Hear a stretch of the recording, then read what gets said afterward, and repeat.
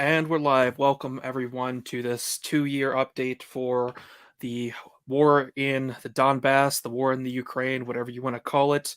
With me, I've got Raging Mandrill, as usual. I've got Hunger the Dye Merchant, who is a friend and involved in a certain cigar bet that we'll get to later.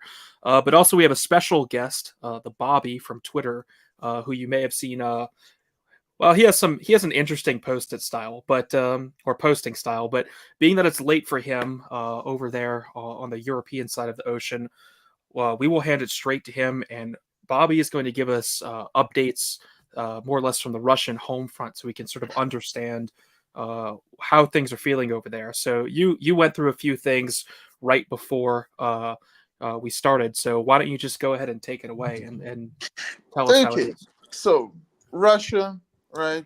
Not really an Asian country like in the news. Western, got all the Western problems, degeneracy, right? Low birth rate, uh, weird obsession with American politics. All of the country's politics are using the language of Fox News and whatnot, and people are leaving and people are coming back, right? Uh, I mean, Russians think that most of the draftees were Central Asians. Um, People are going to war, right? Like, it's probably not the casualties reported in the media, but we know a person that has died going to war, very, very kind of close to us.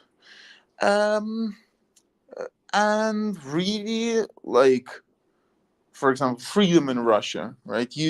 Charlemagne, you told me on Twitter to talk about the like whether Russia is a free country, and like let's compare it to something, right? Thomas Sowell compared to what?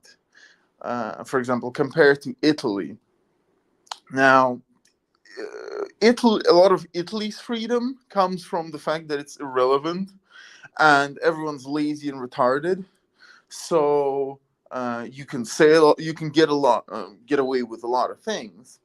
But in Russia, like on the internet, they still arrest quite a lot of people, and some people go to jail.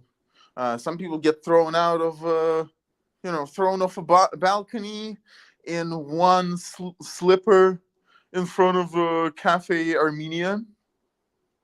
Yeah, that was. I'll definitely mention Sputnik and pogrom. But on a personal level, like if you actually talk to a Russian person, you will find that the discussion will be much more open-ended.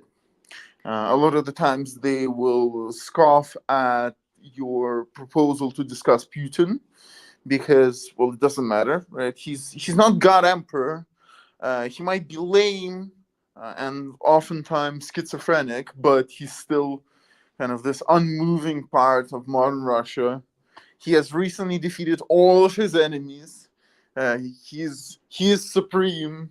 He reigns above all of the other petty politics, and I mean his opposition. I don't know. It's not an opposition. It's just the Communist Party of the Russian Federation is now memed to hell and back. In fact, they had debates and like on national television, and one person showed up to the debates. So it was an empty hall. Nothing. Navalny's dead, and they're now protesting, but just coming to the elections and doing nothing. Um, So, but so on Putin, if you, I've noticed when Western journalists interview Russians, they do sort of scoff at the inevitable question of like, what do you think of Putin? It seems like Russians don't actually think about Putin that much. I mean, how do you view Putin over there? Because the West calls him a dictator. Obviously, like you said, he's not God Emperor or something. So I guess what kind of government does Russia have, right? So over here we have more democracy or whatever. What kind of government do Russians view themselves as having? Are you a republic? Are you democracy? Do people even care? I mean, like, people consider themselves Russian.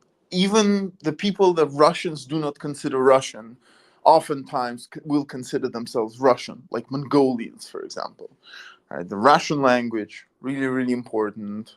Um, but a lot of things that pertain to your life specifically come from your ability to interface with, I don't know, like business, right? Like other people, getting people together, doing something. And something really cool has been happening to Russian business for the past 20 years. Like, you have Craigslist, but in Russia you have like Ozon and another app, I forgot. And that's what all of the, even the people who kind of hate Putin and hate the direction Russia is going really rave about, is that you can get services for anything, you can pay money for almost anything. You can resolve a lot of things with money. And the logistics of everything are like pirate style, right? You can always find people that do these weird little jobs.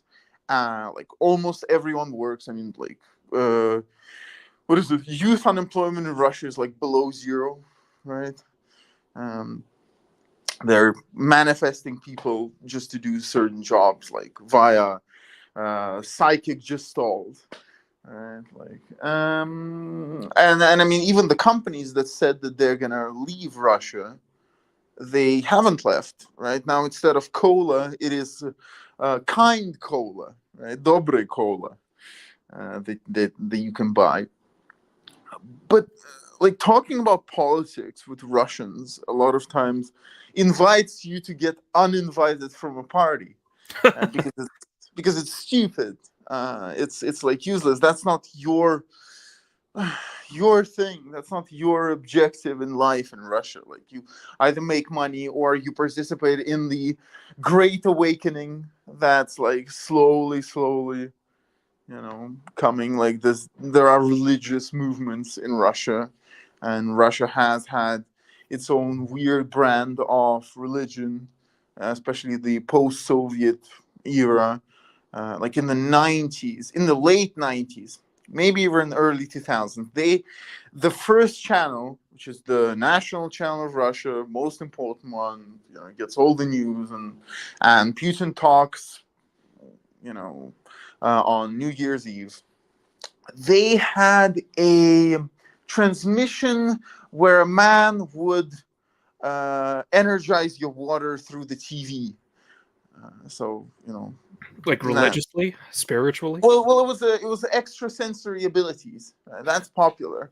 In fact, I don't think it was the first channel, but it was one of the like top five channels that used to have and maybe still has Battle of the Vespers, where they would like solve crimes and they would compete to like, oh, I can feel that this photo has like this energy and the body is in this car. Oh, um, yeah, look, but I mean, even Christianity is slowly coming back to Russia. Like people are going to churches.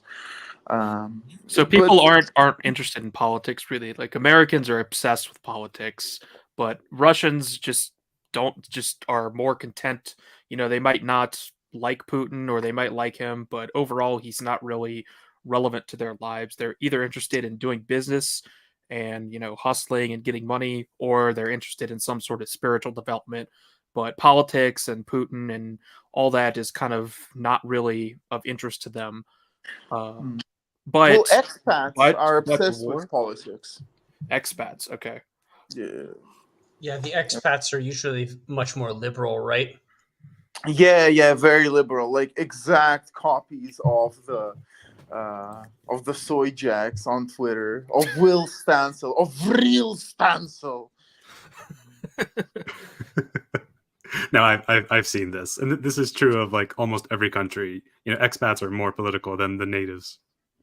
So with the war, though, I mean, you mentioned that 1 or 2 degrees from most people they know someone who's died in the war. I mean, that I remember the Iraq War in the United States, and people were not very happy about it.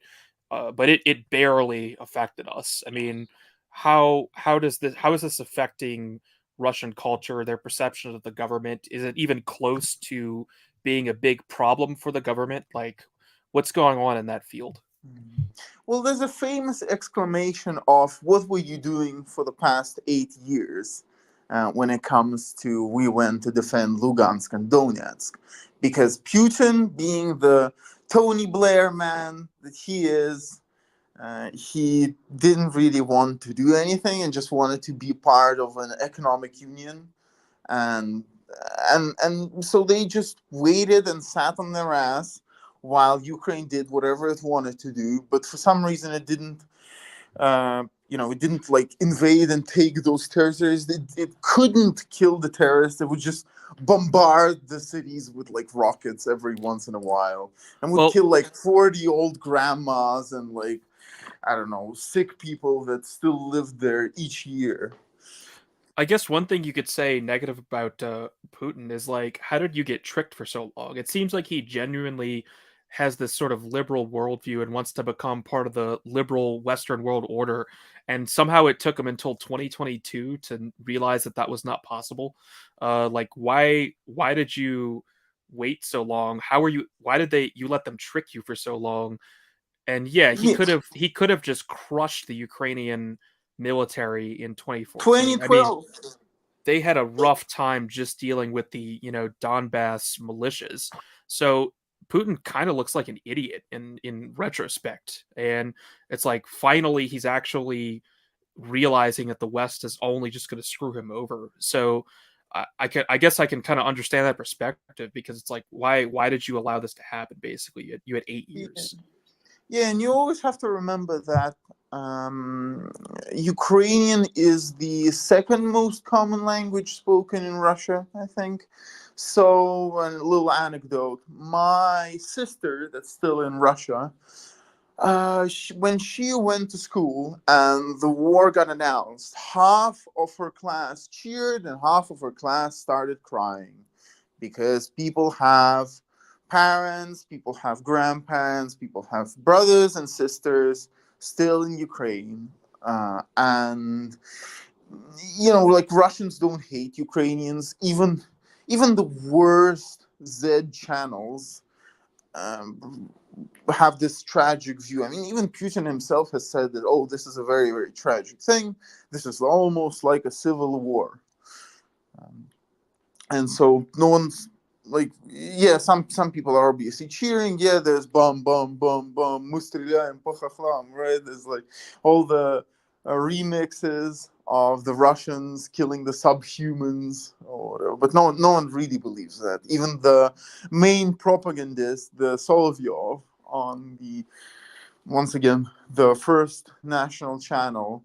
I mean, like in Russia, only grandmothers and grandfathers, old people watch it. I mean, it's the same demographic problem. There's a lot of old people in Russia, and they have begun feeling very, very important because, well, this war appeals to them, and the TV talks about the patriotic values. And my grandma is like, oh, little Bobby, you should come to Russia. Everything has gotten so much better, and it's true. Like, business is better. The streets are cleaner. You don't see junkies on the on the street. And I mean, Tucker is kind of correct, but also Tucker is kind of like he's humiliating to some Russians, because he goes to Russia and then he like shows, oh, look at how much I can buy in the supermarkets with my American money, and look how well they perform in the American things that we cannot perform. And oh, such a great colony! It has adopted our worldview. Right? It's doing, this is the true heir to the Walmart empire. Walmartovich, now in red. Um, but I mean, it's not that's not Russia, right? Like, Russia has a more dispersed way of seeing business and logistics, more of a pirate government. And Putin doesn't want to be pirate government. He wants to still be friends of EU. He doesn't want to go full hog into, fuck your copyright laws, fuck your uh, like if you come to Russia, you obey our rules, and we don't obey your rules, and we can do whatever we want. We can set up higher frequencies, and I mean, yeah, they're slowly doing stuff like that, like Rootrekker, which is the biggest torrent website in the world. Probably, maybe China has a bigger one. I don't know, but it functions both as a place to download stuff and as an archival base. They host a lot of old TV shows, old movies, like old from everywhere, from all parts of the world, like Italian movies. You go on the Rootrekker, you just type an Italian movie, and bam, you have like ripped soundtracks from it, soundtracks in vinyl, different versions of it, and there is something Russian in this autistic collecting of history that we don't have, because Russia ultimately only has like as much history as America does. We have large swaths of time that are occupied solely by myths. The way that the Russian mind comprehends the world and his interaction with the spiritual is that everything outside the church is like evil and it wants to eat you, and they are chorts or courts, like some in English. But you have to interact with them. You have to like give them little tasks to the beasts, to the demons, to do stuff, because if you don't interact with them and they sit there and they get bored, they will like eat you. And yeah, so it's ultimately tragic, as everything is in Russia. So Do either of y'all have any questions for the Bobby? Not a question, but I wanted to tell you this story, Bobby. And it's like you said, that Russians don't really hate Ukrainians. And I had a Ukrainian neighbor once. Older woman, middle-aged woman. She was born in Kiev. She was born in the USSR. Married a foreigner. Moved out of Ukraine in the 90s, when everything was falling to pieces. And she spoke Russian her entire life. She taught her children to speak Russian. She would visit her parents in Ukraine. And then I remember in 2014, my neighbor, she was very upset.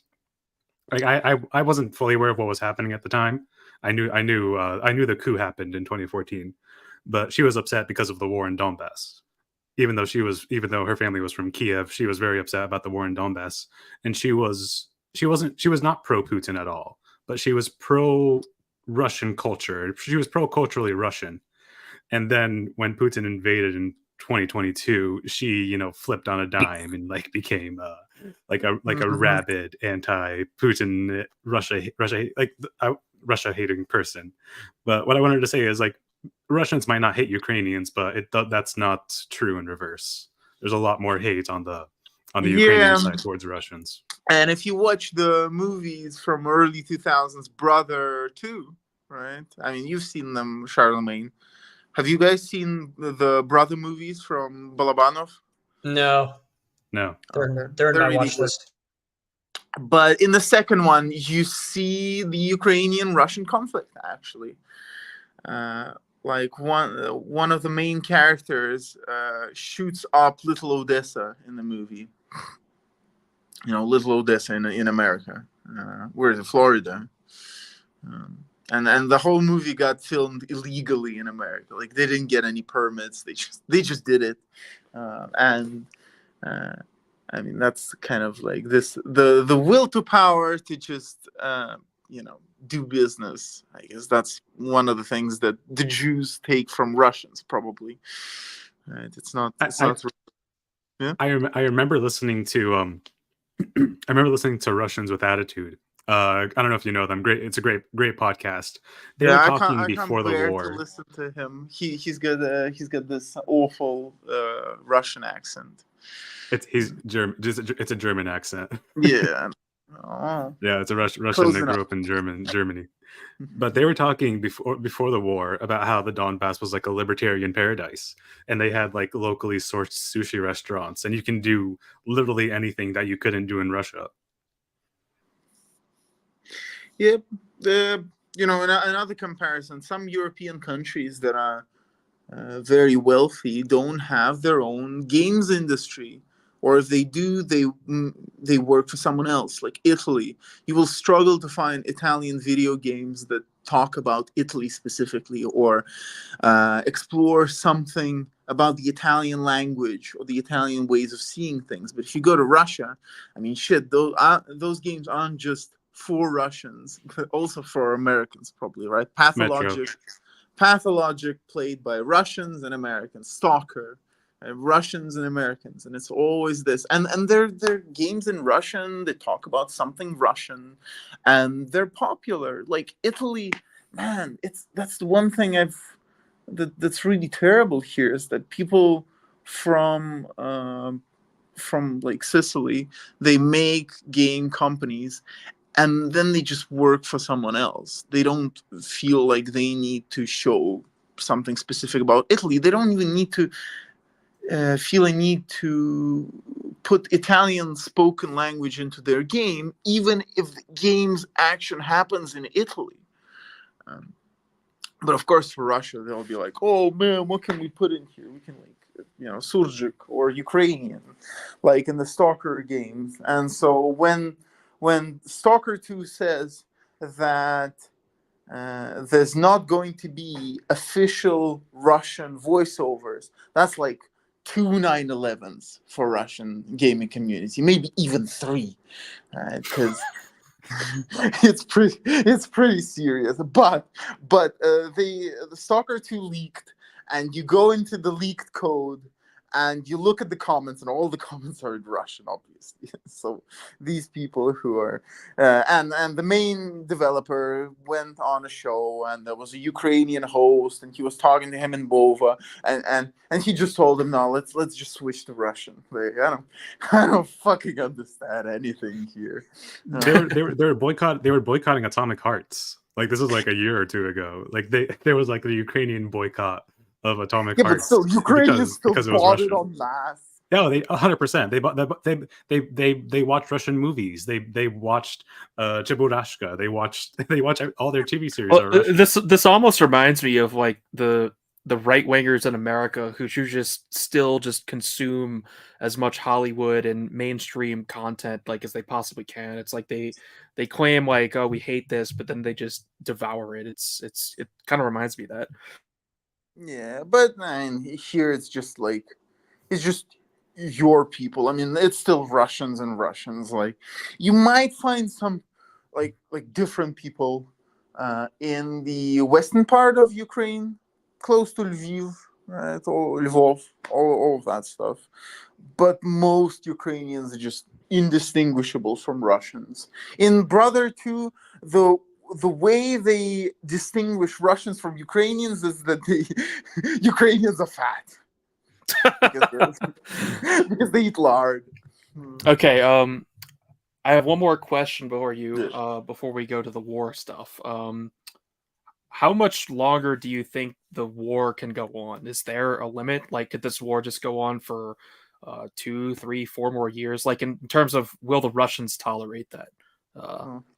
It sounds like they would, but you tell us. The war will end when we are all dead. What do you mean by that? Well, it's just this. I mean, it's Russia. Come on, like you're always You're going. basically saying that Russia's not going to stop until they've. No, I mean, like there's always going to be a war between the border regions in Russia. Like I don't know if like my dad thinks they're gonna try to invade the Baltics, and then they're gonna get kicked and basically killed. But my dad is very pessimist on the Russia question because he had a lot of fun during the 90s. He felt that this was the libertarian paradise. I mean, his friend um, got to know Ayn Rand's lover at a new age temple. Wait, Like they were like in some cult. can you Yeah, seriously? and then that guy gave the rights to the books to that friend, and my dad and him went around and got money to publish the first edition of Atlas Shrugged in Russian. and like and then the first part, I don't know, don't tell it to anyone, it's a secret, but the first part of the like first print manuscript got eaten by rats in Sicily, unfortunately, because I didn't know about this, right? And so we only have the second. But yeah, it was a fitting end for our dear Russian, but not quite Russian, Ayn Rand. Oh my god. Okay, Yeah, so to my question, it sounds like having border wars is just kind of normal, and people in yeah. Russia don't even really view this war as particularly weird that it's happening. It might be larger scale, but it's not like some psychological Yeah, problem. If anything, this is they kind of normal. they want the government to be honest with them. That's an important thing. That's where like Russians and Americans mean is that you can get fucked by the government, but at least like it's honest. And so they want the government to be honest. They want them to say that we're going to draft these people. Like if you're a migrant, if you're like Russian, but you're not Russian, right? You're like Tajik or Kazakhstani or whatever. So you speak Russian, kind of sort of look white, but your eyes aren't quite the right shape. Well, off to the meat grinder you go. And that's what everyone wants to hear. They want to prepare. They want to know, okay, well, am I under risk? What does the government want me to do? Does it want me to go to university? Does it want me to go be an evil like spy somewhere else? Do they want me to have a family somewhere off in Thailand and slowly take over politics there? And they also want for Putin to stay on the message. Right? They don't want this schizophrenic shit that like one day we're friends with Europe and the other one we're not. Like look at the peace deal. It was horrifying. They were just like, oh yeah, we're just gonna give everything to Ukraine, everything to NATO. We're just gonna let you can't join NATO. You can't do that. What the fuck? Like everything's gonna restart. They're gonna do the same shit. They're gonna start flying in drones because soon you're probably going to see like small mosquito-sized drones. Imagine like a swarm of those fuckers, and they just fly into your eye, and they just have a small localized explosion, bam, and no one cares about the war. Like Geneva war conventions, anything. So you can use blinding weapons. You can use whatever the fuck you want. So yeah, it'll end Okay. when we're all dead. Okay, well, that was all very interesting. So, thanks for coming on, Bobby. I will let you go now, unless there's anything else you want to close No, with. thank you so much. Everyone have a nice time. I gotta go to sleep. Bye Okay, bye. good night. Good night. Good night. Okay, well, that was actually quite informative. So, I was glad he volunteered to come on. So, hopefully, some of the audience enjoyed that. Now, we're going to get into the actual war updates. So, I've got Raging Mandrill and Hunger the Die Merchant with me, of course, because we actually have a bet, a cigar wager proposed by Hunger between us. And this will, let's just go ahead and explain that right now. And I will pull up the Deep State UA map for this. So let's see. Present, uh, share screen. Yeah. Let's see. Brave tab. Yeah, there we go. Deep State UA. Sweet. Okay. Now I'm going to remove these symbols. I should have done that already. Yeah, there we go. Get rid of everything. Okay. No, not pigs. All right. So We can keep that for the meme value. so Hunger proposed a bet basically regarding the number of sort of quote unquote big arrow offensives that are going to happen by the election, the U.S. election this year, right? So November, Yes. whatever. So what you proposed is that there's going to be a big arrow offensive in Kharkov, and there's going to be a big arrow offensive in Zaporozhye. So Correct. Kharkov we can see outlined here. This is like Kharkov Oblast. So that is what Hunger is predicting. That somewhere in this area there's going to be a big arrow offensive. Now, what does that mean? I mean, we haven't hashed this out exactly, but to me, big arrow would be like 50 kilometers of movement. So maybe let's zoom in. Actually, maybe they go like to Izum right here, right? Yeah, it's an operational offensive. That's what we mean when we say big arrow. Thank you. Operational offensive. So like, big arrow would be like a maneuver like this, taking back all this territory. And then in, Zaporozhye, you're predicting there's two of them. In Zaporozhye, that might look like they go through Orit, Kiev to Zaporozhye, something like that. So that is the position you're taking. So if there are two big arrow offensives in Kharkov Oblast or Zaporozhye Oblast, you will win cigars from either of us, or both of us, rather. Now, Or one of I both. yes. Now, Mandrill also got involved in this bet. He predicted one big arrow offensive in Donetsk Oblast. Now, it could be anywhere in Donetsk. Probably, we're thinking it's going to be like from here to Pokrovsk. Right, that would be the big arrow offensive, is for them to drive through this area. So that would be a Mandrill win, and then we would owe him cigars. It could be anywhere else, right? It could be towards, Sloviansk, whatever, but that's just kind of Yeah, the one he thinks is I the most was likely. I was also thinking to Kurakova as well, that little town right there to the west of Mariinka. But like, it's just these two big highways right here are where I think that you would advance if you were Russia, because it takes Ugledar from behind, basically. So Yes, and my position in the bet is there will be zero big arrow offensives from now until the election. You had also Hunger had also predicted a negotiated settlement to the war coming in before the U.S. election. So that's a pretty big. Correct. That's pretty big. I think that's a tough position. I'm going with zero offensives at all, and the war will not end. Mandrill's going with one. Now, of course, there might be smaller offensives, right? But we're talking about, as Mandrill said, operational offensives. I think at this point, Mandrill's most likely to win, but we basically have the whole year.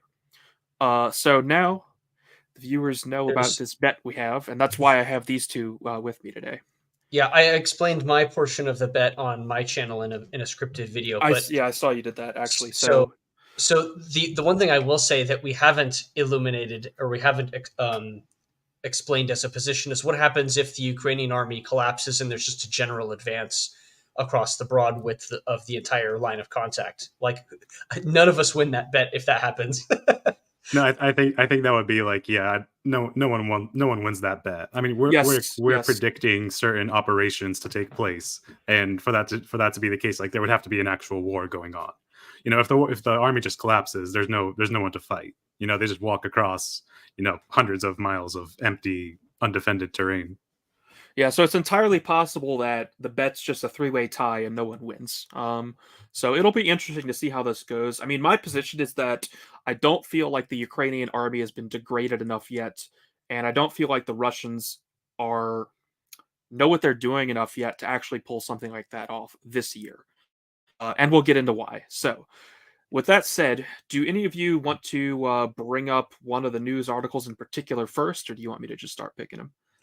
Just start picking Could them. could I just explain my position before Yes, go ahead. before we get into the news, because I kind of have the most radical position here. Some of it is wishful thinking. Some of it is just I want happenings to happen. I like exciting things to happen, and I wanted to make this bet.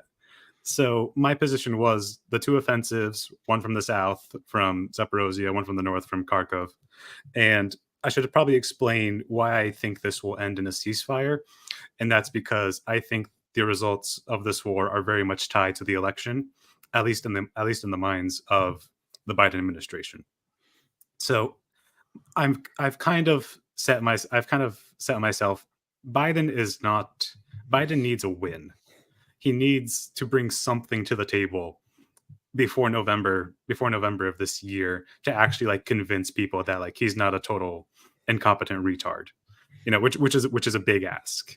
And as we all know, Biden is senile, but the other side of that is that Biden is not actually in charge of his own foreign policy.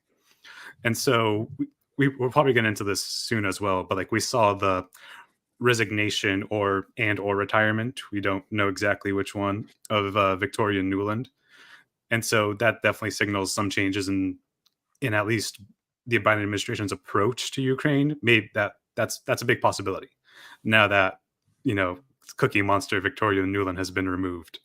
But the thing, like I said, Biden needs a win, and he needs to at least save face. Because if he doesn't do that before the elections, the Russians will just steal the whole board and take over everything east of the Dnieper, and almost certainly likely Nikolaev and Odessa as well. Okay. Jacob asks this question. I mean, the answer to that is it basically has to be successful, because if it isn't, like, how would we know if it's a big arrow offensive, right? The big arrow must be drawn on the map, like I'm doing. So the Russians have to succeed in some extent. And basically, our positions are all like they have to move 50 kilometers in some sort of, reasonably short span of time. Like if you look at from Robotina to Zaporozhye, it's like 58 kilometers. It's 50 kilometers from Pokrovsk to Donetsk, roughly. It's like 50 kilometers from over here all the way to Izum. So, yeah, we're not gonna like debate a failed offensive, because then we're talking about then we're just guessing, right? So yeah, it has to succeed for it to count. Um, so all right, now that we've gone over that, let's start getting into news articles. So first one I'll bring up is start with the older news, and we'll get into the map later, but we'll cover news first this time. So yeah, what's going on here? Yeah, NATO chief admits new bullets won't arrive in Ukraine for years. So yeah, we kind of got into this. Like the Europeans are kind of trying to pick up the slack, since the Americans are not providing the rounds that was suggested would be given to Ukraine. And yeah, let's see. So there's some sort of deal. What's the date of this article? A month ago, so in January, there's a $1.1 billion deal to produce hundreds of thousands of 155 millimeter artillery rounds, which is going to yield 220,000 rounds of artillery ammunition. But apparently, it won't be for years. So that's a big problem. I have an update for this actually. So right. this is where you start talking about really lucky breaks for the Ukrainians. The Czechs essentially found 300,000 rounds of the Soviet 122 millimeter ammo, and then they also somehow, with the Germans among others, probably scrounged up another 500,000 155 millimeter ammunition as well. So it's not like they're getting ammo, but I did the math on that, and for that amount of ammunition, you're basically at 2,000 rounds a day for the next year, which is, as I understand, pretty much what they've already been firing at for, at least according to Newsweek, as of a month or two ago. Okay, yeah. So that should be a few months. So lucky break there. So they're not on ammo yet. They still have what they need to. It's like 6,000 rounds a day that they're firing of 155, something like that. So the Ukrainians, they still have ammunition. We have this really weird report from the Pentagon, which is like this sort of non-statement on February 22nd that more or less just mentions F-16s a bunch of times. And apparently, the F-16s are going to be sent, guys. We swear. This kind of seems like they just want to keep the word F-16 in the news headlines. So this is important because the Russians are flying like 100 sorties per day at this point, which is insane. So the Ukrainians desperately need their air force refreshed. Like they still have a lot of planes, but the problem is they're older and they don't have any way to replace them, whereas the Russians do. Like the Russians haven't.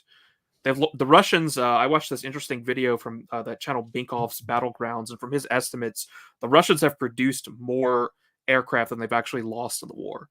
And we can't say that for the Ukrainians. Now the Ukrainians still have an air force, but the Russians are the ones with air superiority. They have established air superiority in the territory that they control at this point. Yeah. And of course, it's important to know everybody's talked about the Fab 500 or Fab 1500 series of bombs, which I'm bringing that up right now.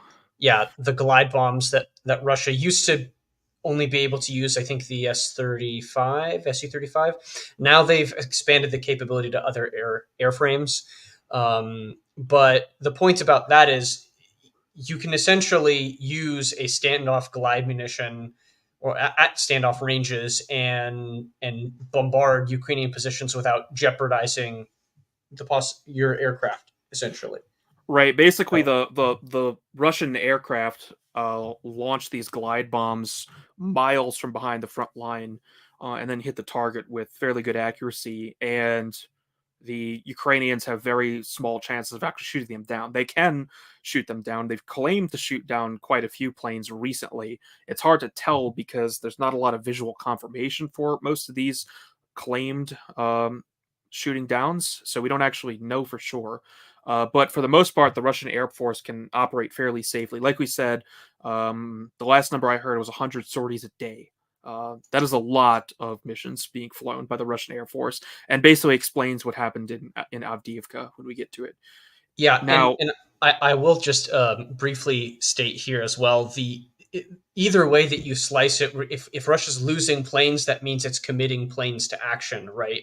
Which is notable because the long story of this war has been the absence of the Russian Air Force for the most part, with some exceptions, like in emergency situations, they love to use the Ka-52 and Su-25 and 24s, but the the usage of aircraft, and if it's being downed, it's being used, right? So what you're suggesting to me here is an intensification of usage. Yeah, not just that. The Ukrainians, like for the past 2 weeks, have claimed they shot down like 6, 7 Su-35s or whatever, which is totally which I don't want to completely rule it out. I think it is ridiculous because they never have video evidence for this. But even if they did shoot down one or two of these planes, well, that's no skin off of Russia's back.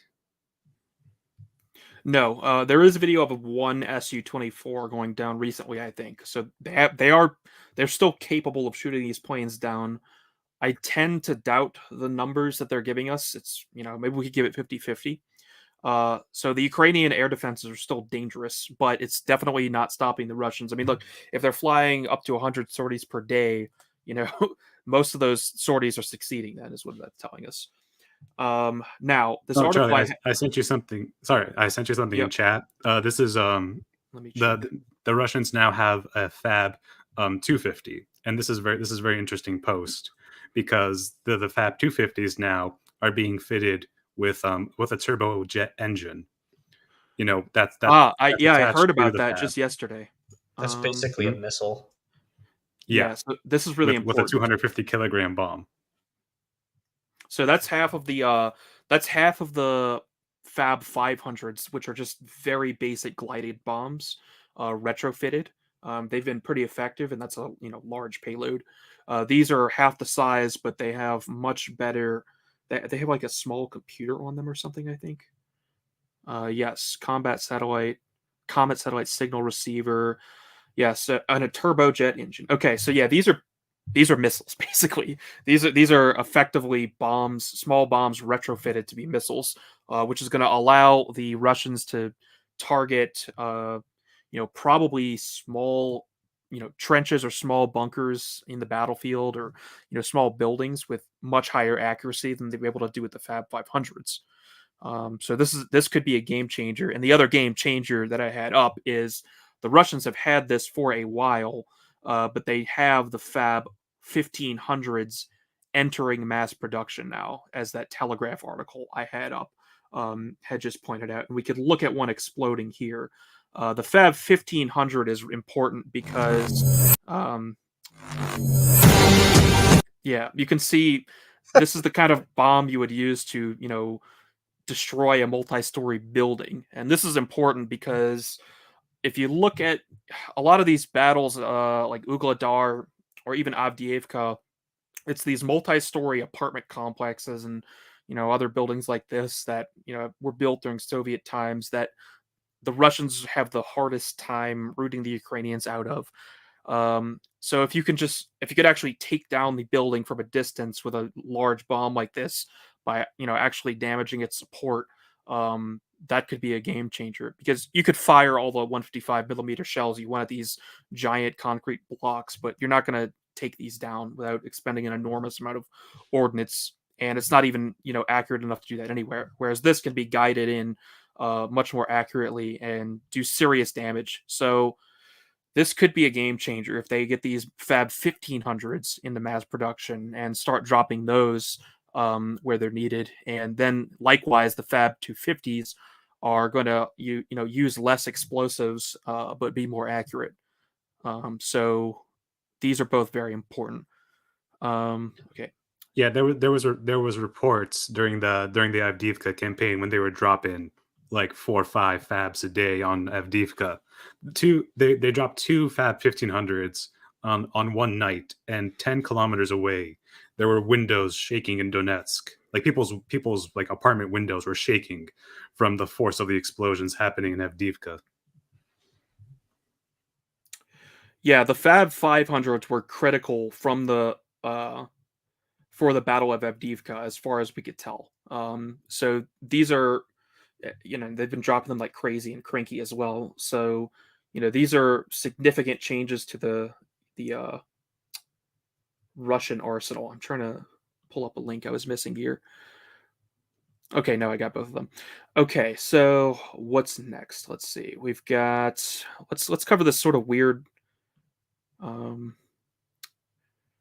What should we cover next? Let's just comment on this briefly. So we have sort of an admission here that from the Carnegie Endowment that basically the sanctions aren't working right. This is not news to anybody, but we kind of have like the West isn't admitting at this point that the whole idea here is that we're going to like destroy Russia's economy by forcing them to spend billions of dollars in their military or on defense, as we call it. And I think they're sending Russia is now spending 6% of GDP on defense for the first time since the collapse of the Soviet Union, which is actually not a lot compared to what America spends on defense. So, teal deer, I mean, we've been saying this for a long time. The sanctions didn't work. The economic war in Russia didn't work. This sort of undermines one of the main reasons for going through this war in the first place, because, I mean, look, you can't destroy the Russian state unless you engage in an all-out war against it, which basically means nuclear war. So unless you can make some sort of other argument that's going to, like, oh, we can force the Russians to go bankrupt. Well, that failed, right? We have the other argument where it's like, okay, we're blowing up thousands of their tanks, right? We're just destroying thousands of T-55s, T-72s, and this is like weakening Russia. Which is weird because it sort of implies you were planning on fighting those tanks later, right? So, like, what does that actually do if you let's just say you destroyed 10,000 T-72s? So, is the U.S. going to launch like a full-scale war on Russia after this conflict? And when they're at their most depleted, and now that's 10,000 tanks we don't have to fight? Because if not, then just blowing up old tanks doesn't actually do anything. Do you see what I'm saying here? Russia can afford to lose all of the T-55s, all of the T-62s, and a substantial portion of the T-72s in its inventory, because T-62 and T-55s are all obsolete or obsolescent, and T-72 arguably obsolescent from the Western perspective anyway. So if it's obsolescent or obsolete, why wouldn't you use it in a war of attrition? Exactly. And then sort of related to this, there was this leak of German officials discussing how they want to blow up that bridge connecting Crimea to Russia. Actually, I'll pull up the map so you guys can actually see that, just in case you're not familiar with it. Where'd my deep state map go? Oh, there it is. So there's this bridge, of course, connecting mainland Russia to Crimea over here. It was hit before by a some sort of really large car bomb, and now the Germans are trying to figure out how they can basically plan the operation, but not plan it in such a way that Russia would then go to war with Germany. What I found interesting about this is like they really want to destroy this bridge, but they don't actually seem to want to destroy it in relation to any particular military operation.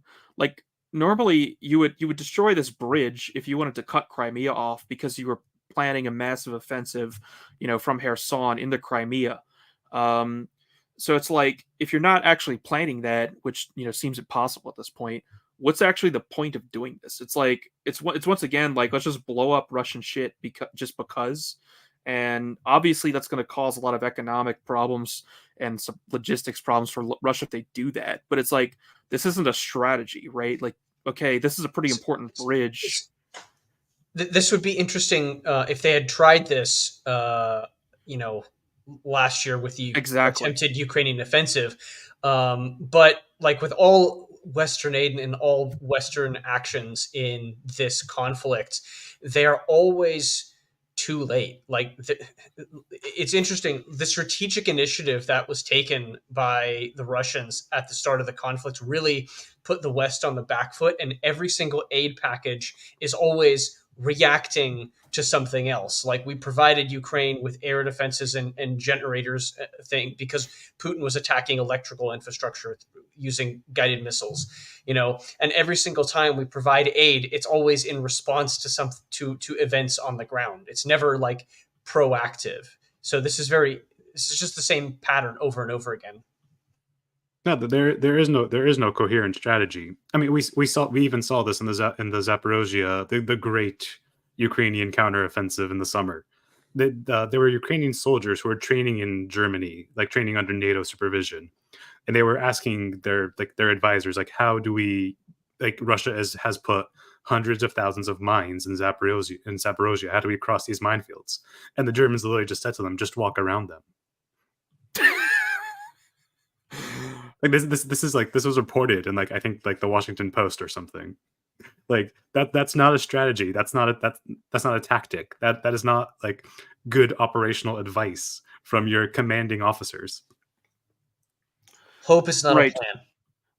Exactly. So it's like, yeah, this is a really important bridge, and it should be destroyed if you're trying to win the war. But it would be pointless. Like, consider the risk reward here of like Germany planning this operation, in terms of its war footing in regards to Russia, right? Like, if you're going to destroy this bridge, it better be worth it in regard to some operation. You don't just destroy the bridge because they're going to rebuild it, right?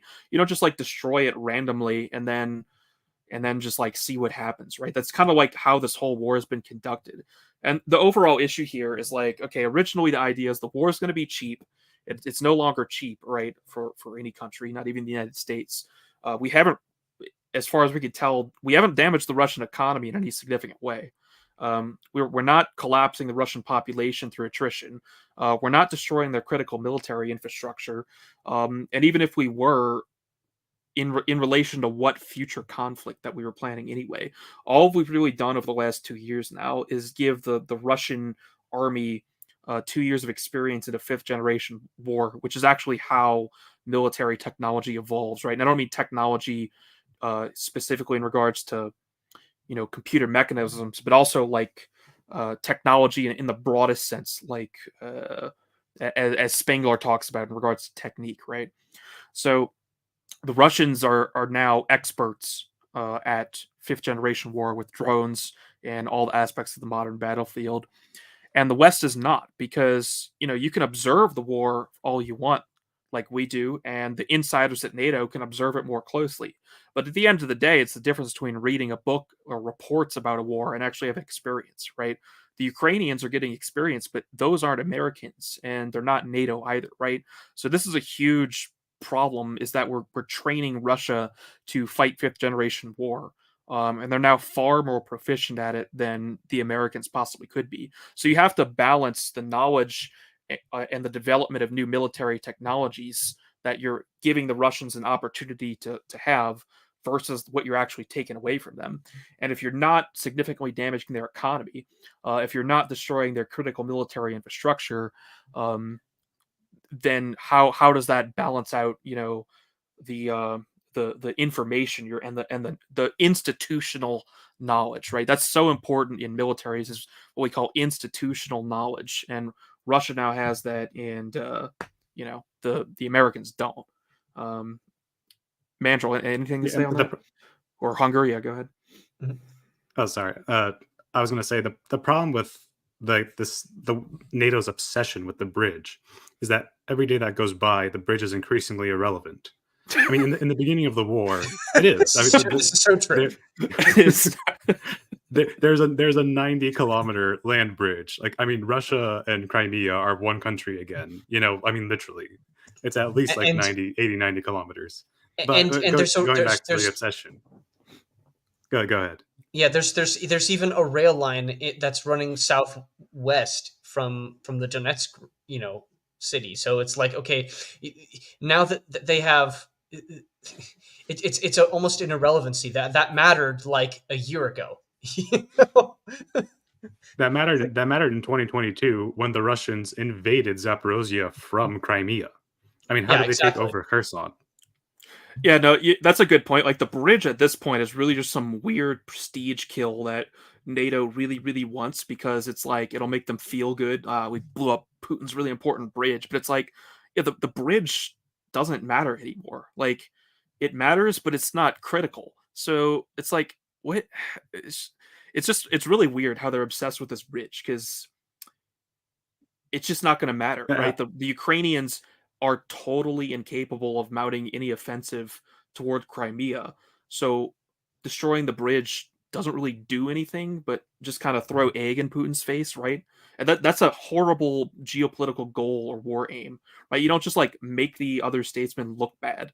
Um I anyway, mean, I they're mean, doing this it's because it's Putin's bridge. Like the guys on the Duran. No, it's true. Like that it's that Putin's that that was bridge. his biggest policy achievement. That was his biggest policy achievement when it came to Crimea, like the bridge. And like the guys on the Duran were saying this is like Captain Ahab and Moby Dick. Like the Crimean bridge is Moby Dick to NATO.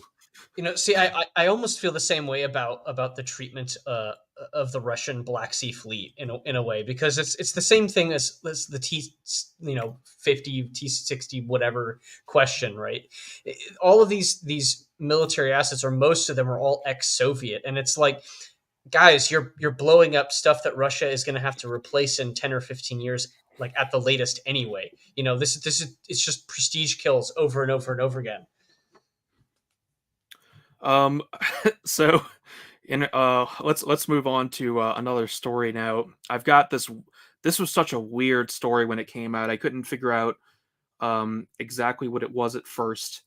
But we have here this very strange. This is actually the Deep State UA map. I wonder if I could look it up somehow.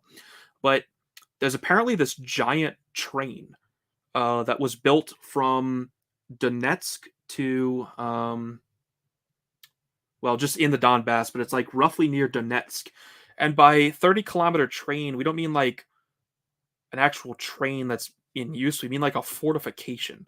It appears that what the Russians have done is taken old rail stock and just made a giant steel wall running roughly from Donetsk to near Zaporozhye. Let me see if I could find it on this map, which was very odd, but it actually makes a lot of sense because if you think about this just as a defensive implement, it's not exactly easy to just kind of get through a giant steel wall. Like tanks can't just fire at it and knock it out and then just drive straight through.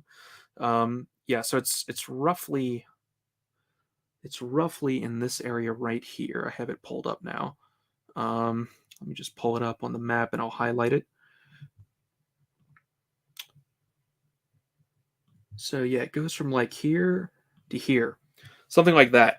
That's where the train is. So the Russians basically have a giant steel wall right there now, and you can kind of see it's kind of near Mariupol, right? Like this is basically where the Ukrainians could potentially launch an offensive towards either Donetsk to try and outflank or Mariupol. So honestly, kind of ingenious to do this because if you're not using this rail, yeah, just get your old rail stock and make a giant steel wall there. What do you guys make of this? I mean I, that curve in the front line is also where Vuhledar is. So that's It very close is. to Vuhledar. Yes, it's right there. Um, you know, I don't know what to think about it. It's so simplistic. It's almost genius, but at the same time, I'm just like, no way. That can't work. It's too dumb. It can't possibly work. Yeah, well, I guess the thing is, if there's like a surprise attack, it's basically going to have to halt at this train, and they're going to have to use some sort of massive ordnance to take out a section of the train, right? Because a tank can't just drive through it, right? If a tank rammed the train, maybe it would knock part of the car over, but then the car is still there, right? The tank can't just drive through it because it's a giant steel wall. So it's like, oh, this is really kind of interesting, actually. So yeah, that was like It's a weird genius. bit of news. It is genius. They'll have to maneuver around it. I mean, it's a literal wall. Yeah, so I thought that was just like an interesting return to just kind of old school fortifications.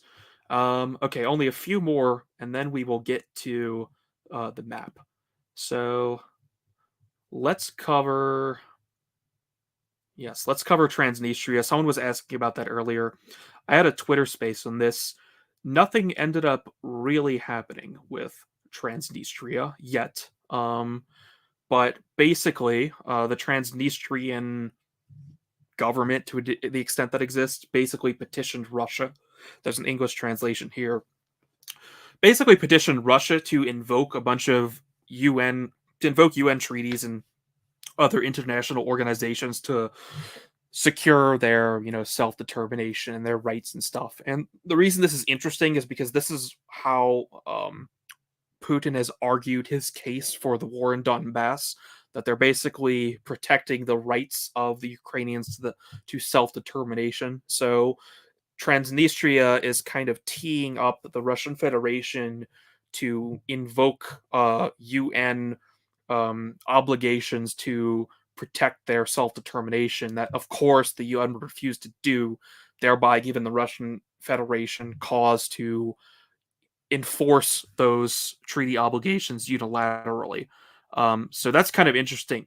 We haven't heard, or I haven't heard any new developments on that front. I mean, from in terms of the Russians' response. So I didn't expect they would like suddenly start a war over here. I mean, if you look at Transnistria's military, it's old, minimal, and the Russian garrison here barely exists. They could maybe put together a single brigade or two that could attack the Ukrainians. But the problem is, Ukraine would just destroy them because they wouldn't have the kind of artillery support that you would actually need, right? And the armored support. So nothing happened there, but it is interesting to see sort of Transnistria put itself into play just as a game piece on the board of the great game, right? And if you're not familiar with what's going on here, I mean, basically Romania or Moldova used to be part of Romania. Moldova is not part of Romania anymore. And Transnistria used to be part of Moldova, and now Transnistria is not part of Moldova anymore. And it wants to be its own little micro country. Basically, it's hugely important to the Russians because it is on the is it the Danube? Which river is this? No, it's the Dnieper. It's the Sorry, Danube. the Dniester. I think the Danube flows into the Dniester. I think the Dniester is a tributary. Yes, it's related to the Danube, which is one of the important rivers that runs through Europe. I think this is the Danube. Thank you, European conflicts, for teaching us geography. That's still the Dniester. The Dniester connects to the Danube somehow. I don't know European geography well enough for that. So yes, this is in play for the Russians, but hasn't activated yet. Obviously, it's important because it's very close to Odessa, which they want, and of course, it gives the Russians the ability to interact with European trade through the Danube and however the Dniester connects to it, which also connects to the Black Sea, right? So this is important for the Russians, and it's also very close to the NATO Black Sea base, which is somewhere over here. I don't remember exactly where. So that's strategically sort of important for the Russians to have a position here. Anyway, I thought it was interesting what the Transnistrians asked of the Russian Federation because, like I said, it's the exact same reasoning that Russia used in order to get involved in Ukraine in the first place. And yeah, apparently the Danube is like further south in Romania, so that's the connection. Yeah, Semyogog had this great point about Russia has the breakup of the Soviet Union caused many of these places to be in permanent frozen conflict, and that's kind of what Transnistria is right now. It's basically a stove that the Russians can turn on and off, and bring and higher the heat whenever they want to make things interesting. Yeah, exactly. And I mean, interesting things can happen there because let's say Romania is in NATO, right? Moldova used to be part of Romania, so there's sort of an interesting relationship there. Um, Moldova wants to join the EU. Transnistria doesn't want that. Joining the EU is sort of pathway into getting into NATO. If Moldova enters NATO, which it shouldn't be able to do because of territorial disputes, that would be a problem because Moldova could drag Transnistria drag Transnistria with it.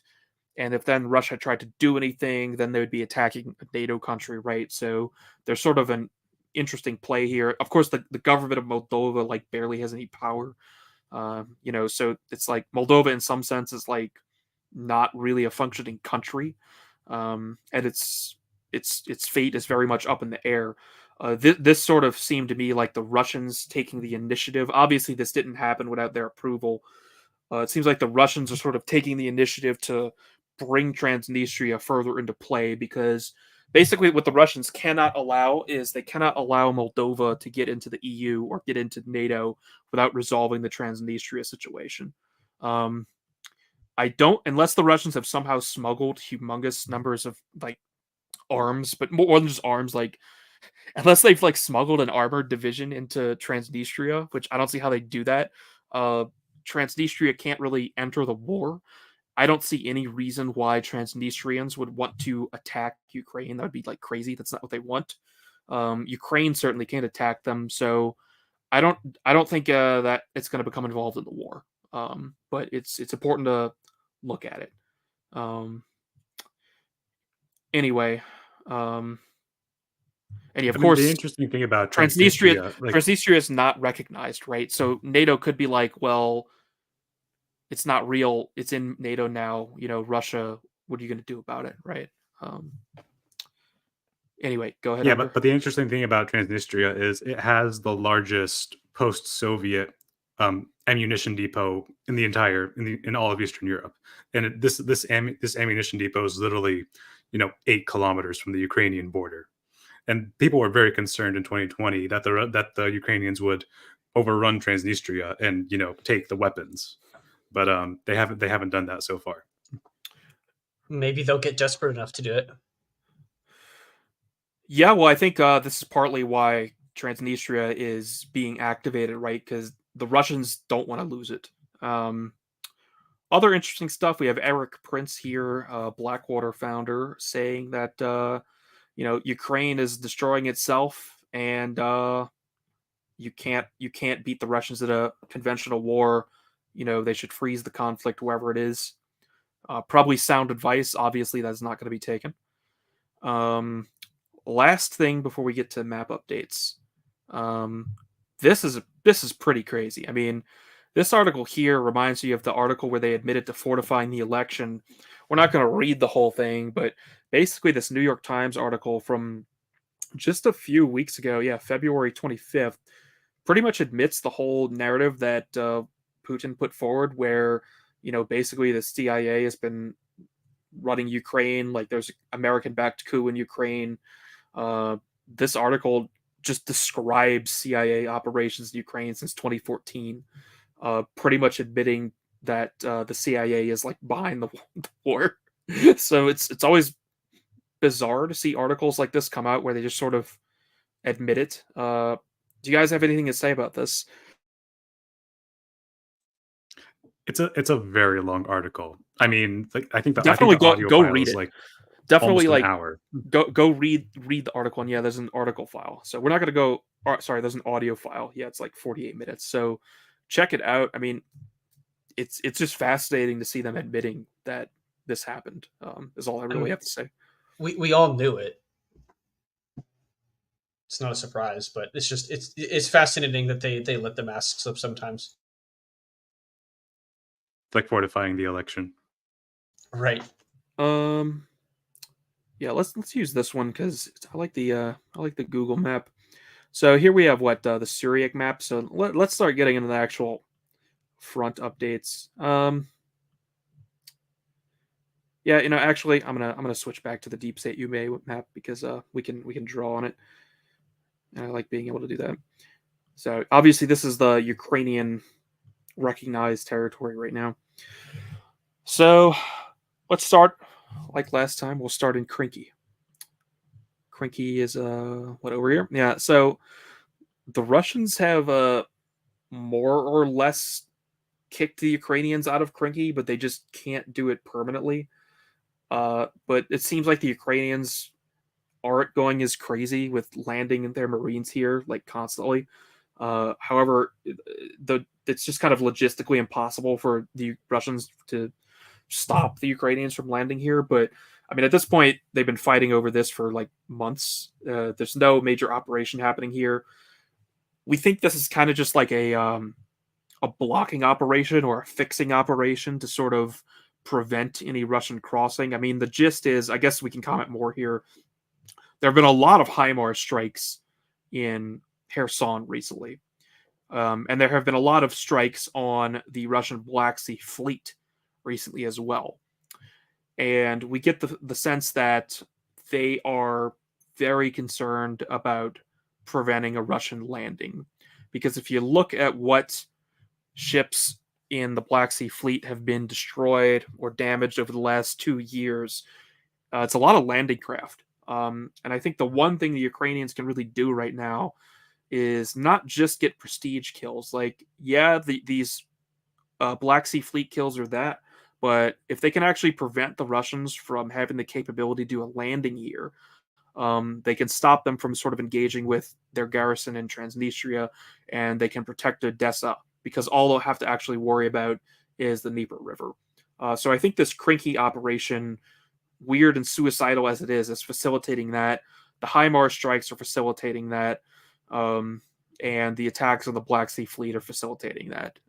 At bare minimum, even raids are there because it prevents the Russians from moving and transferring forces out of this region. So yeah, it does its job. they raided the Spit recently on another like suicide mission, basically, with their special forces. So it does its job. You're right about that. Nothing else happening in It's also Kherson. Yeah, go ahead. it's also the fact that these ships are they're slow, they're very easy targets, they don't have missile defense systems, and they're stuck in port basically, and the targeting and GPS is provided by NATO as they've admitted to. Yeah, one thing I guess unfortunate from like a military autism perspective is that the Russian Black Sea fleet is just sitting in port. We haven't seen any like actual real naval ship to ship naval combat in this war, which would have been interesting. But Ukraine like doesn't have a fleet, right?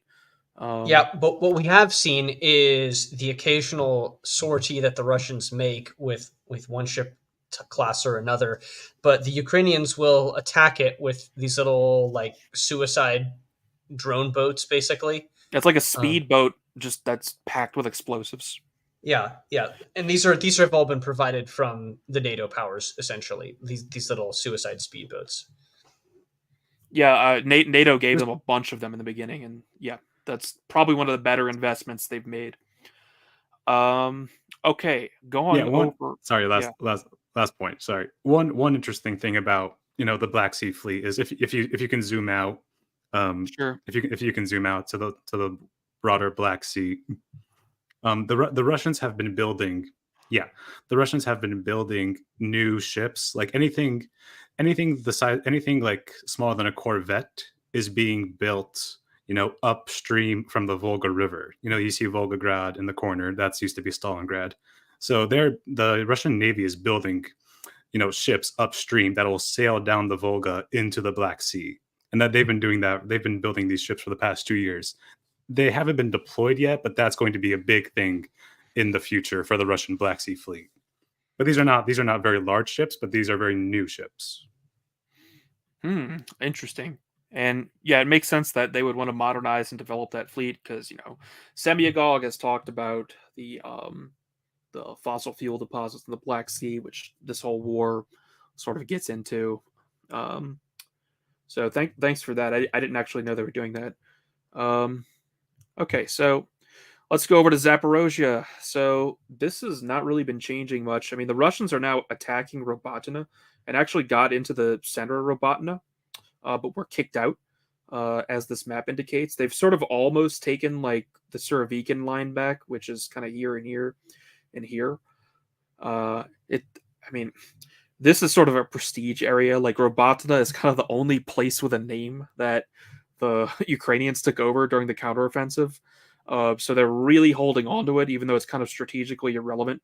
I expect Robotin is probably going to be taken by the Russians this month. I mean, they did make it to the center and got kicked out, and they've completely closed on it now. The Suryak map would probably be better here, but they're literally on the edges of like the settlement now. And it's not very large. So we expect that the Russians are probably going to take back the pocket that the Ukrainians developed for the counteroffensive in like a month, to be honest.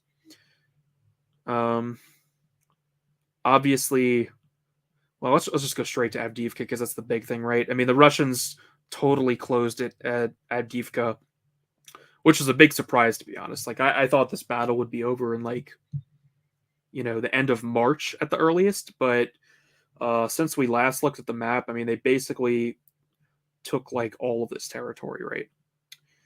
And that was really interesting. I mean, I'll get into it, but do either of you want to say anything about the Battle of Avdiivka before I describe some of the interesting aspects? You can go ahead, Mandrill. Yeah, so the only thing I have to say about Avdiivka to begin with is kind of a rebuttal to some of the more NATO-aligned accounts, which is that, the Russians took all these casualties in Avdiivka and Bakhmut, and it took them so long, and blah, blah, blah, blah, blah. I'm like, okay, this is defensible terrain. It's some of the most defensible terrain that the Ukrainians have on the map.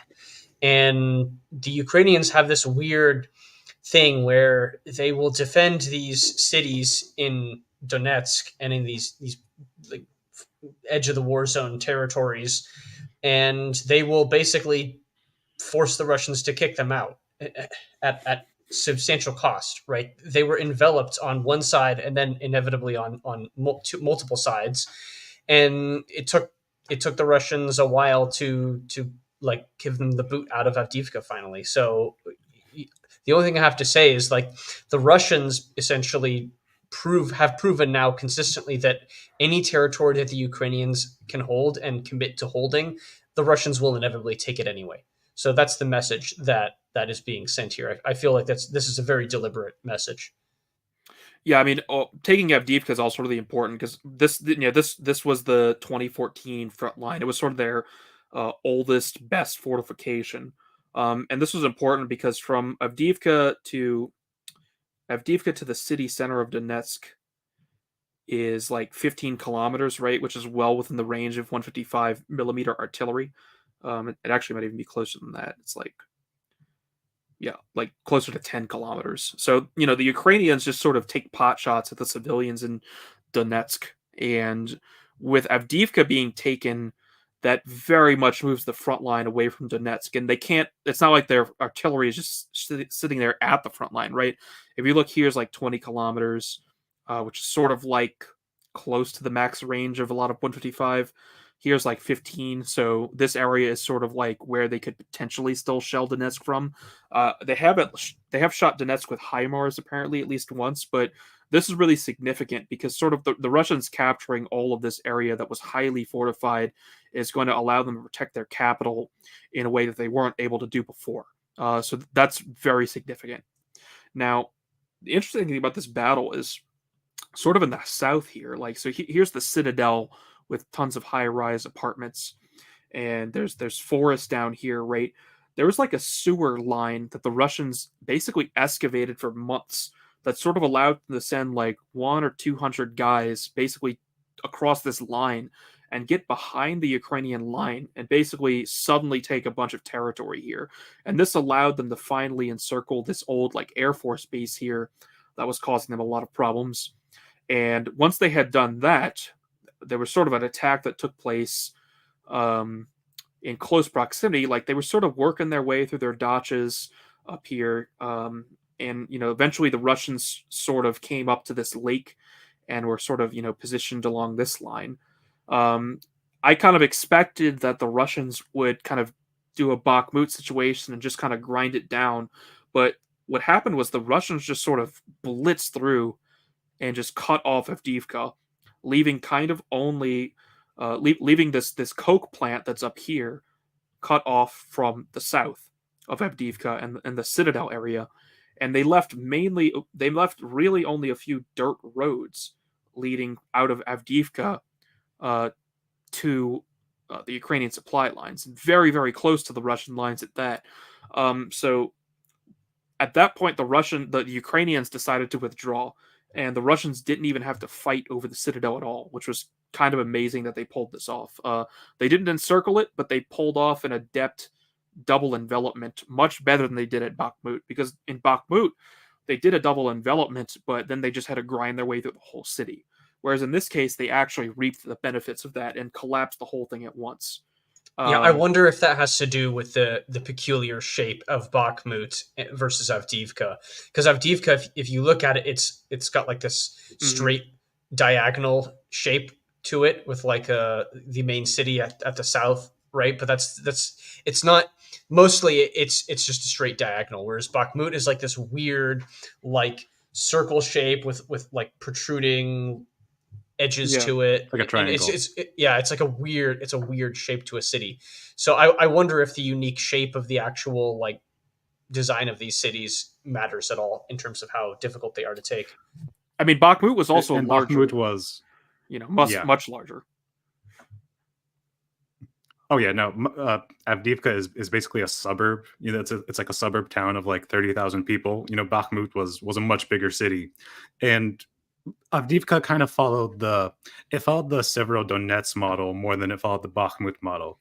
Because if you remember what happened in Severodonetsk, the Russians had captured Lysychansk to the north of that, and they had already crossed the river, and they were just about to encircle Severodonetsk, and then to prevent the encirclements, this was like the one city Ukraine actually withdrew from and didn't fight like block by block over. And so that's kind of what's happened. Like once it was properly encircled, they just fled, and there was a collapse in the front. And Russia like pushed in like another 10, 15 kilometers after that. Yeah, that said, the Russians were not able to exploit their victory. From my understanding, the Ukrainians sent in their Azov and they've sent in some M1 Abrams too. So they sent in their top stuff sort of to defend this area. And actually, these units allegedly fought like 360-degree battles, meaning that they were completely surrounded, just covering the exit. And it looks like Russia did not take that many POWs. And it looks like the Ukrainians successfully pulled off a fairly orderly evacuation of Avdiivka. And they also, the Russians then proceeded rapidly to the first couple villages that the Ukrainians had, but then they started to slow down, and they're still kind of bogged down in Orlivka and sort of at this like next line of defense, which is right here. Now, I expect the Russians will take this by the end of the month, to be honest, but they haven't achieved any sort of big breakthrough, which I expected they wouldn't, and that's sort of why I'm like betting that there's going to be 0 big arrow offensives, right? So probably the new front line will be more like along these lakes. Yes, that's like the next Ukrainian defensive line before Prokhorovsk. Well, there's like 2 or 3 more, but that's like the next one. And it's also I've checked out the topographical maps in this area, and that area, there's like the road that runs from east to west that goes through Karlivka down there at the south of that lake right there. All of that area is basically like the edge of an elevated like hill. Basically, it's like an elevated plateau, like more like towards like yeah, there you go, towards Kalinova and Skuchna, right? So all of this area is like raised terrain. It's kind of a hill, and then you have these like little fortified towns that you could probably dig in next to a lake, and so and of course the lake has and river makes it more difficult to cross, obviously. So this is not a bad position to hold at if you're trying to check Russian forward momentum. I would be very surprised if the Russians didn't continue pushing. At this point, I would want to try to at least contest this defensible terrain before the Ukrainians had a chance to get breathing space. Yeah, that's really important because right now the Ukrainians are building up new defensive fortifications in this area. You can be sure of that. And the longer the Russians are sort of held up at this line, the more time they have to actually prepare those defenses and check the Russians completely, which I expect will happen. So the front line will probably normalize to like something like this, with this kind of being gray zone. So yeah, I Yeah, would say go Avdiivka ahead. moderately impressive on the part of the Russians in sort of getting the Ukrainians to actually retreat and taking the city without having to storm the high rises. They dropped an incredible amount of Fab 500s, which is why I mentioned the Fab 1500 and we mentioned the 250s earlier, because the Fab 500s were clearly critical to this battle. But that said, moderately impressive on the part of the Ukrainians as well in an orderly retreat and also holding the line afterwards. So yeah, go But ahead, Unger. Yeah, I just wanted to I just wanted to say I'll take issue with some of the phrasing of that. I wouldn't say the Russians slowed down along this front line. I would say the Ukrainians, after retreating, very quickly reestablished good command and control, and sent in and counterattacked, ferociously. I mean, the three cities, Berdichi, Orlivka, and Tonenka, were either captured or mostly captured by the Russians, and then before they could before they can fortify them, the Ukrainians launched massive counterattacks. I mean, in this area alone, within these three villages, the Ukrainians have lost, four of their M1 Abrams. Yeah. They've lost another maybe 3 or 4 Bradleys. It's not that the Russians slowed down. It's that the Ukrainians sent in their best reserves. yeah, and this is when you would use them, right? Yeah. Is when you have the Russians advancing up on your next possible defensive line, and you need to check their forward momentum. You have assets that you have very little parts and tech support for, and are basically irreplaceable. And this is where you use them is in a counterattacking scenario, where you're just trying to get the enemy to stop. Yeah, so impressive on the part of the Ukrainians. I mean, they've held this line looking basically like this for like a week now. And that's quite Yeah. impressive because there's not a lot of territory here. I mean, these are just really small little suburbs. So this indicates there's no big breakthrough here. But obviously this is significant. I mean, this capture is far more significant than anything the Ukrainians achieved in the counteroffensive, which is obviously not good for the Ukrainians. Now, Avdiivka is interesting because the whole Donetsk front is interesting now because the pieces are all sort of starting to come together. Now that they've sort of secured this area and this salient is gone and the front is leveled, interesting developments can happen here. So the Russians are actually attacking Krasnogorivka now, which is I think a little larger than Avdiivka, and this is the Deep State UA map. But as far as I could tell, the Russians are visually confirmed in this suburb here. So their territory actually looks more like this right now. And they have a little foothold in here. The Russians are also advancing along this rail line, as they really like to do, which has tree cover. So the battle for Krasnogorivka is starting, and it's probably going to play it a lot like Avdiivka. So I find it interesting the Russians are sort of like going. They're going right into the next like city/suburb of Donetsk battle on top of Avdiivka, and of course, taking Avdiivka gives them the operational space they needed to actually develop this area in Pervomaiske, which has been very stagnant for a while, which is necessary in order to cut off Krasnogorivka from the north. And as we can see, there's some reservoirs and river outlets towards the north, and there's not actually a lot of roads going in. Like obviously, there's this one very close to the front, and there's really only this one main artery coming in from the north.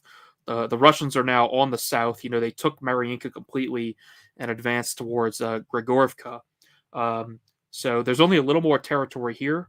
There's sort of a fortification on top of this hill. This is actually a hill right here that the Ukrainians still have. But if the Russians can take this hill and take Gregorivka, which they might do in a few months, they can secure this entire operational space here, which will allow them to have the southern pincer over Krasnogorivka. If they can advance along this rail line, they can actually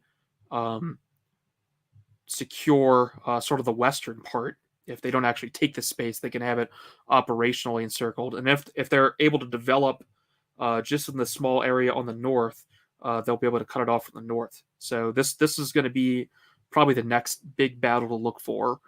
Do you guys want to say anything before I keep explaining? Cool. Yep, go ahead. So, yeah, you can kind of see how these pieces are all fitting together now. And this is, once again, Krasnogorivka is close to Donetsk. So, they're going to be pushing the front line further from Donetsk. And, what this is going to do is if the Russians can actually, build up reserves here out of range from their artillery, that's what they're going to need in order to attack Pokrovsk, right? This is sort of the obvious target. And maybe this is a good time to bring up the Jimmy Thomas map, which let's see. Yes, let me present that map now. Okay, I actually have to open it.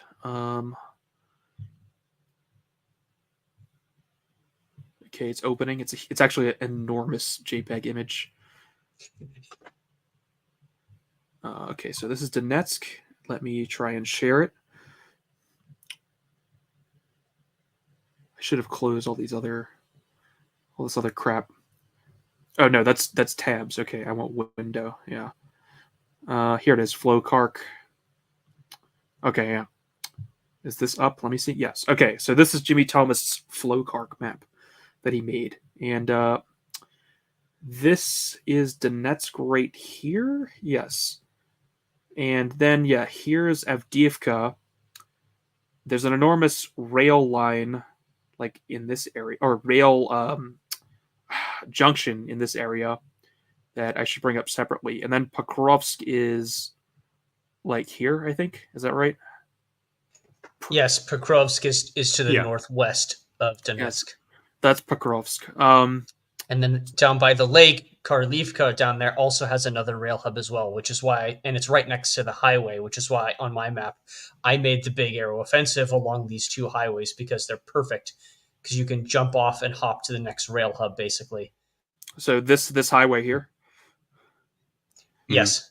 Oh, Okay. and Charlie, I sent you this image before we went live. That red dot north of Donetsk. Yeah. That's another big rail hub. That's called Yasenovata.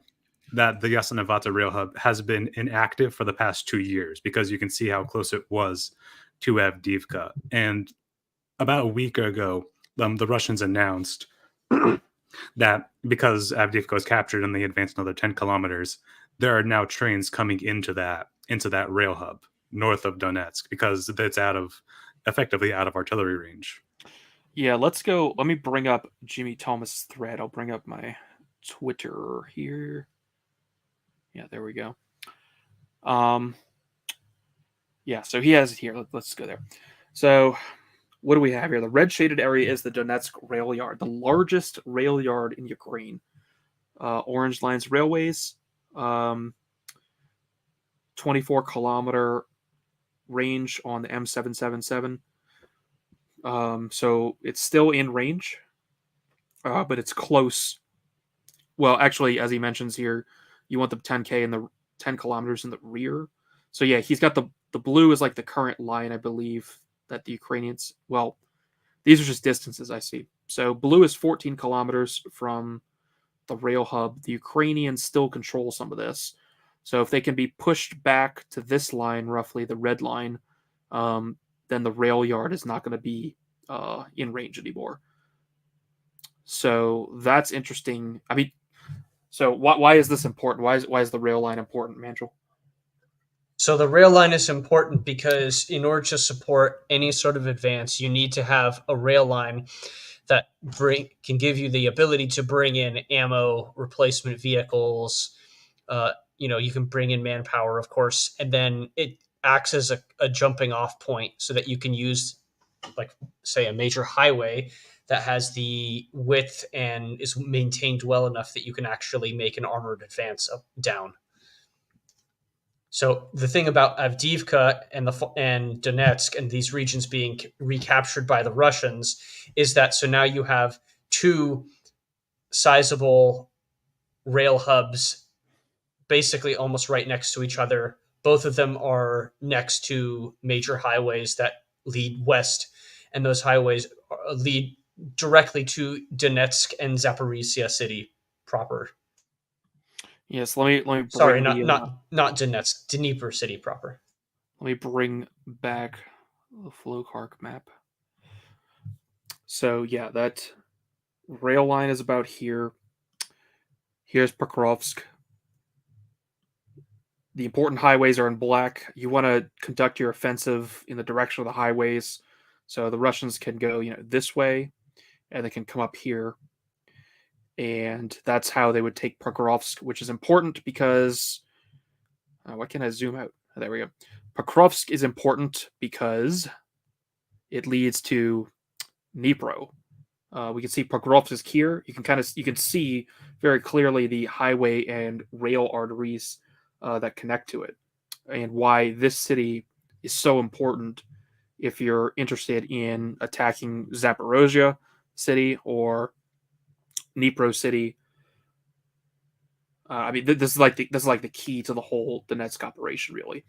Also, Yeah. if they take it, that operationally jeopardizes that Seversk line that you have, that line of cities to the east right. there. Let me pull it up so we can see it. Window. I want tab. There we go. Yeah. So if they take Pokrovsk, which is right here, we'll switch back to the default view. Actually, they have a topographical view too. That's nice. So if you take Pokrovsk, right, that's going to jeopardize all of this space, and the Russians probably won't even have to fight for Sloviansk and Kramatorsk. I mean, I think that's their overall goal at this point, but we're getting a little ahead of ourselves there.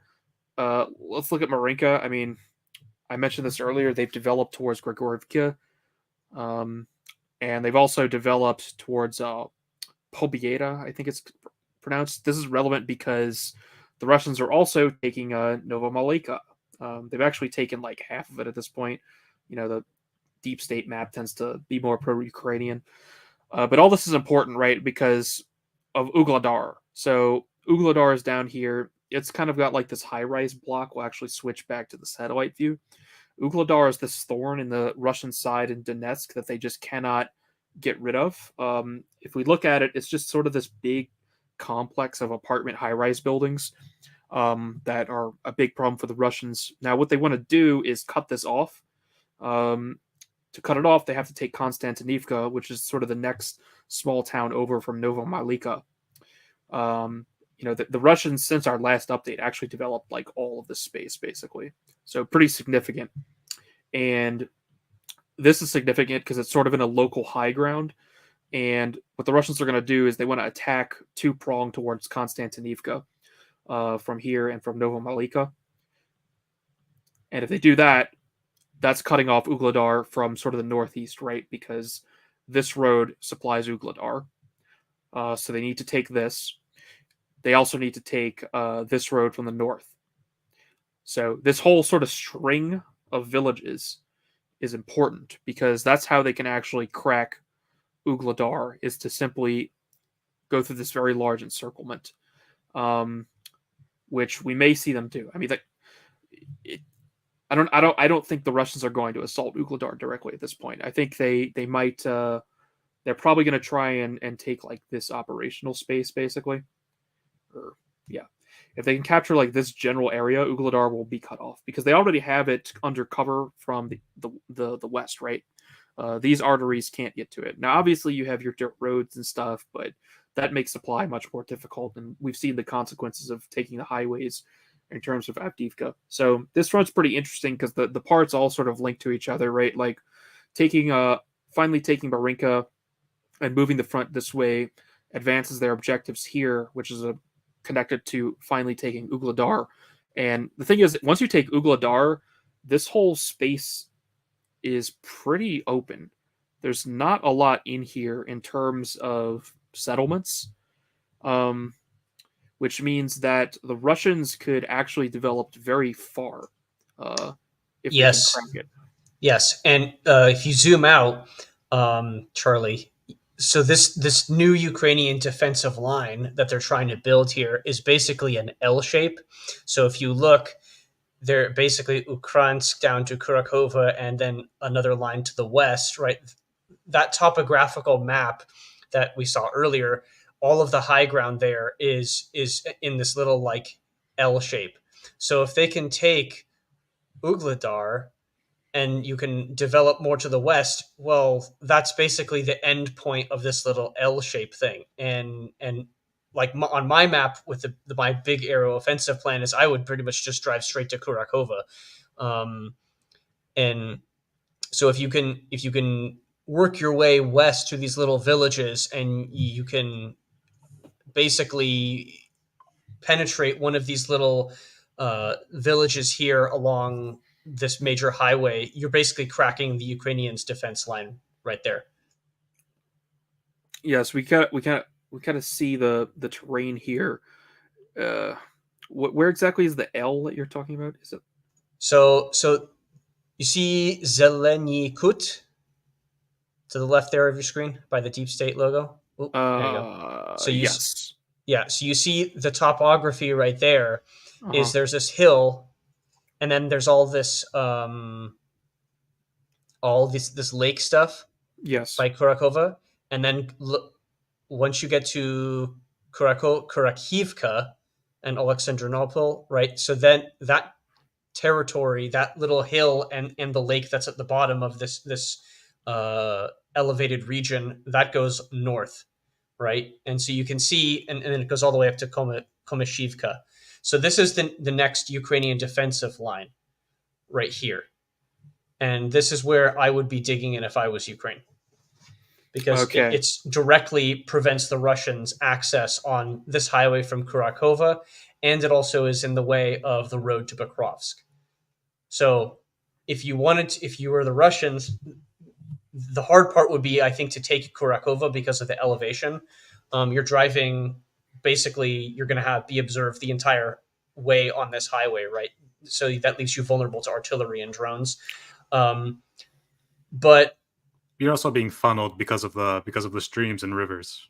exactly, yeah. So in other words, this is the hard part for the Russians, is to take Kurakova, or to keep advancing along this highway to Kurakova, which is why it's necessary to get all of those little line of villages to the south completed, so that you can Mm-hmm. basically outflank this L shape, or you can find a point that is a little less intimidating in this L shape at the end of it. Right, I see. Okay, so if they can take enough of these villages that they are able to, cut off Ugladar, they can advance their front line to this string of villages, um, and then have the space available to try and outflank this large L in some capacity. Right. Mm-hmm. Okay, yeah, that makes sense. So we can look for that coming up. I mean, obviously, this is one of the big important highways because it's going to Zaporozhye. And we can also see how that L is connected actually to the next line, right? After the one they're currently defended. So I guess one approach to this could be to try and if the Russians can actually get to this defensive line that the Ukrainians are probably going to get pushed to, if they can penetrate it, they could attempt to outflank the L from the north, simply by kind of working their way along these lakes and ridges. It depends on So how quickly the Ukrainians are building their fortifications. yeah, so I guess we'll see. So yeah, this is a very interesting part of the front at the moment because the taking Avdiivka and sort of the gains they've made in some of these other areas sort of reveal what the Russians are going for. They're obviously they're after Krasnogorivka right now, and in a couple months they'll probably do a similar operation as we saw as in Avdiivka, and that gets them close to the ridge. But I mean, you can see the terrain here, how difficult it would be to actually advance up this because the Ukrainians have a significant height advantage and their flanks are covered by lakes. So very interesting. Anyway, I think it's time to move on to Bakhmut. So this front's been interesting because I mean the Russians are active here now. If you remember, uh, Wagner didn't take like any of this area. They like stopped cold in Bakhmut. But in the last few months, the Russians took Kromova. They took some of the forests in this area. They've taken roughly half of Bogdanivka, and they've started penetrating into Ivanivska, which is interesting because the Wagner forces never got in there. You kind of see the green here is like the maximum extent that they reached in the south. Now, the Ukrainians have actually been holding Klishivka here pretty well. There's like these fortifications on top of this hill overlooking Klashivka. They've been fighting over forever, and the Russians just cannot seem to actually take them. If only the map would increase its resolution, we could see them. But if they take Ivanivska, they could potentially actually cut off Klashivka from its main source of supplies, which is coming from the north. I mean, arguably, they've kind of done that already just by taking this highway. Obviously, anything can still be supplied by other directions. But basically, Andreevka and Klashivka are going to be they're going to be in a much more logistically tenuous situation once Ivaniska is actually taken. Problem with taking Ivaniska is there's this sort of hill right here that actually overlooks a good part of the city, and there's sort of there's some foresty area here as well that the Ukrainians are very good at defending. The Russians did take this forest area, which is important to actually attacking Ivaniska from the north. That kind of opened it up. But this ridge is going to be very difficult for them to take, and it might actually prevent them from really taking all of Ivaniska. So that's interesting. They've also been dropping a few Fab 500s in this area of Chasiv Yar, which I wish it would increase the resolution, but there's huge like apartment complexes here. Like that's all this is. Now, what are they doing here? I don't think they want to fight for Chasiv Yar. I think what they're trying to do is reestablish a defensive line along this canal, or actually establish one in the north because they never actually reached the canal in the north. And also, it keeps Chasiv Yar under pressure. Like it's kind of obvious at this point that the Russians are basically attacking on every single part of the front. Like they're attacking in Robotina. Sometimes they do attacks in the general Zaporozhye region. They're attacking all across the Donetsk front. They're attacking across the entire Bakhmut front. They're attacking some towards Seversk. So I think they're trying to just sort of follow an attack everywhere strategy so that the Ukrainians can't concentrate, which seems to be working really well for the Russians. But it looks Yes. like, yeah. I would agree there, and specifically in any sort of a movement towards Chasiv Yar, the entire point of attacking Chasiv Yar or that Siversk defensive line up there isn't to necessarily, you're not really intending to take them. You're intending to force the Ukrainians to defend those places, and prevent them from operationally redeploying reserves into places that you don't want them to go, right? Like say Pokrovsk. Yeah, they're still Yes. the Russians are still in attrition. They're still in attrition mode right now because they're attacking everywhere. Yes, the interesting thing about that though is it's actually now facilitating their gains. Like the front line is starting to move where it was very static before. Like in the grand scheme of things, this area is not that large. It's a pretty large space for the Russians to take though. So suddenly. We haven't seen anything like that in a while. And I expect we're going to start seeing more of this year because the Ukrainians at this point clearly don't have the manpower to check the Russians everywhere at once. They're basically going to lose slowly everywhere under the current situation, which the Russians seem happy with. Um, I think this might be a good point to bring up the Ukrainian casualties in the manpower um, battle. yeah, I had a thread open for that, but I lost it. Do you want me to bring up my estimates I had done? Yeah, I think I remember them. So you had estimates. I think this was USDOD that had 70,000 KIA or so. Yeah, Um, so Zelensky, I had an article up, but I closed it. Zelensky a few weeks ago had said that 31,000 Ukrainians died in the war, which is, mhm. kind of low. The US DoD estimates 70,000. So yes. Yeah, so we did some calculations of our own, and based off of Jimmy Thomas' estimate that you had roughly five wounded to every KIA, if you have a KIA of 70,000 men, and that was in what, September of last year, October of last year, so it's certainly more now. 6 months later, after Avdiivka, of course. So that means that you, with 70,000 K, you have at least 400,000 WIA. If it's more, if it's 100,000 K since, with 30,000 since then, um, that means you've got 500,000 wounded roughly. So that's just so people are understanding the that's a 40% casualty rate of the initial starting size of all of the Ukrainian armed forces and their reserves, right? So that's counting all active duty personnel prior to 2022 and reservists, which were called up in like the first week.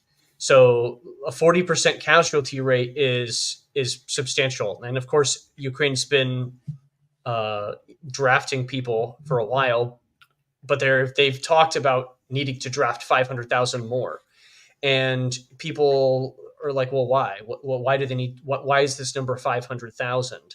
And well, I think that number is telling because our calculations are essentially the same. Is right around the 500,000 number. So for that reason, I think our estimate here is probably accurate. Is that they're just trying to replace losses. Yeah, so we think the US DoD accurate estimate's pretty accurate. I mean, the people claim they're like hundreds of thousands of people dead, which may be true. I don't really buy the 500,000 dead, and this is including both sides. It just seems like incredible, because we're talking about fatalities and not just casualties at that point. I think the war, from the best we can just estimate, as I sort of roughly did here, uh, the way this war works is there aren't these giant assaults that take place, right? There are these much smaller operations, and at the infantry level, it's very maneuver based, and much less just a huge slaughter. I think that Military History Visualized channel had an excellent video on this the other day in regards to like why NATO tactics don't work. So, like just doing rough calculations, I don't think the number of dead Ukrainians is that much higher than 100,000 at this point of the war. Pretty Yeah. similar for the Russians. Like, people say that there's hundreds of thousands dying. I just don't believe it because the numbers just don't add up. If you actually add up the numbers, they just don't make any sense because you're looking at like basically the entire army being a casualty. That's not possible, right? Like, you can't you can't have every single soldier in your army get wounded and still have an army. It doesn't add up. Something's not adding up here. We can't You just also have to look at the health sector. I mean, like every hospital in Ukraine would be flooded like to the ceiling with bodies if there was 500,000 dead casualties. Yeah, so it just doesn't make sense because no military can have a casualty rate that's close to 100% and still operate. It's just like it's not possible. So I think also note, I think I note in this thread that the DoD estimate from August of 70,000 dead maps, if you sort of expand that leak of 16,000 to 17,500 KIA, if you sort of like progress that rate through time, it actually makes sense. And of course, this is August, so it's like 6 months ago, close now. So yeah, we're probably looking at about 100,000 Ukrainian dead. Yep. Yep. I just ran the math on it. It's around 100,000. Yeah. So and We that's our we also know from we also know from the Russian casualties. Media Zona, it's kind of a trusted source. It does get Western funding, but they track obituaries and social media in Russia. They're a Russian NGO, and they estimate between 60,000-70,000 Russian KIA. I mean, that's like when is that for? Is that for now, or is that for from August? Because Over the if it's entire war.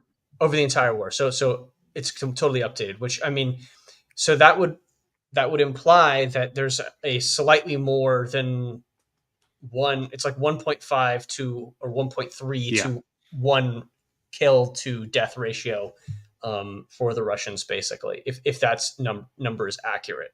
Which, if you have a number of 5 times the wounded, right? So if you've got 70,000 Russians dead now, you know, what's that times by 5? That's like 300,000 guys. So total 400,000 people, and then the Ukrainians Yeah, probably have but it would be 100,000. less noticeable because Russia is a much bigger country. Right. Russia can absorb these losses from attrition, whereas Ukraine, if it loses, 100,000 KIA and 500,000 wounded on top of that, I mean, eventually combat losses are going to matter a lot, because your country is only, 10 million, 18 million people, like pre-war. So not even now, but so this rate of attrition is just not sustainable for Ukraine, and it's really funny because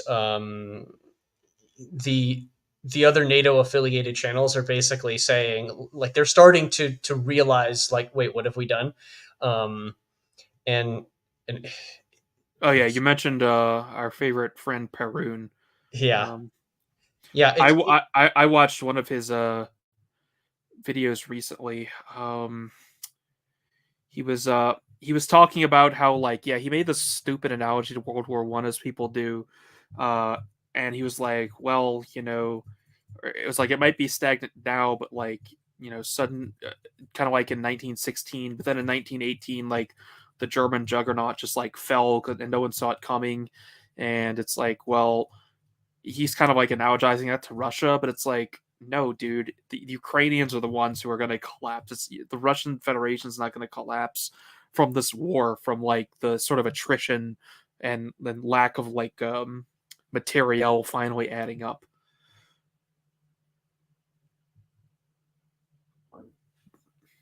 Let me bring up his channel. Was there anything you had noticed on his from his videos you wanted to mention? yeah. I mean, just I've never watched him. the like from his most recent updates. I mean, most of he's talking about like aircraft and that sort of thing, which is fascinating. But the interesting thing is like, at least from the one a week ago when he's on the aircraft channel and all that, you're starting to see the frustration against the United States among NATO affiliated non-US players, and you're also starting to see, like, well, if Ukraine doesn't get the ammunition, how is it going to hold the Russians back, basically? And this is the ultimate question. And so he basically, his take is, well, the Russians have enough time for, at least with their artillery, their conventional tube artillery, they have enough supply of it that they can probably last until 2026, 2025 or 2026. And that's interesting as a fact, because this is how much time that the minimum time that I've heard that Russia has in order to win. Whereas the West seems like it has far, far less time if it can't get aid to Ukraine in the next, couple of months.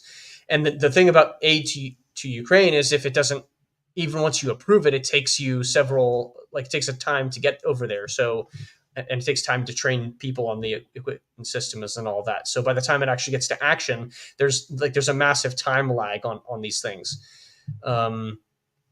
So really the doom and gloom is starting to set in, I would say, because they just don't see, or they're beginning to understand exactly what has happened here, and that is, uh, Ukraine has been propped up and given all sorts of stuff, and now it's running out of men.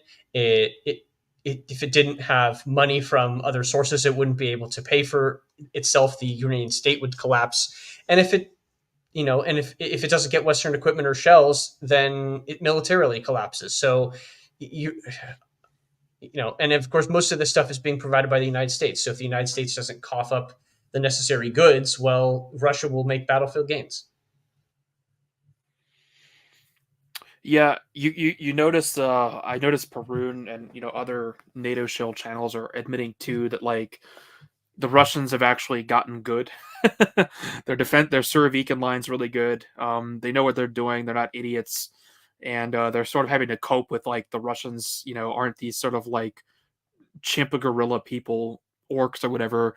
Like kind of like the thumbnail depicts. Like actually, these guys are really good at fighting war, and you done fucked up. And they have the logistics to back it. That's the problem. That's the real problem that they're noticing is, wait, the West doesn't, even though the West is spinning up their logistical capabilities, it's still going to take you several years for your new factories to come online. So unless you're willing to dig perilously deep into your own stock of weapons and ammo, what do you? What good would it do anyway? I mean, like we could give them, most of our stock is not compatible with their Soviet equipment.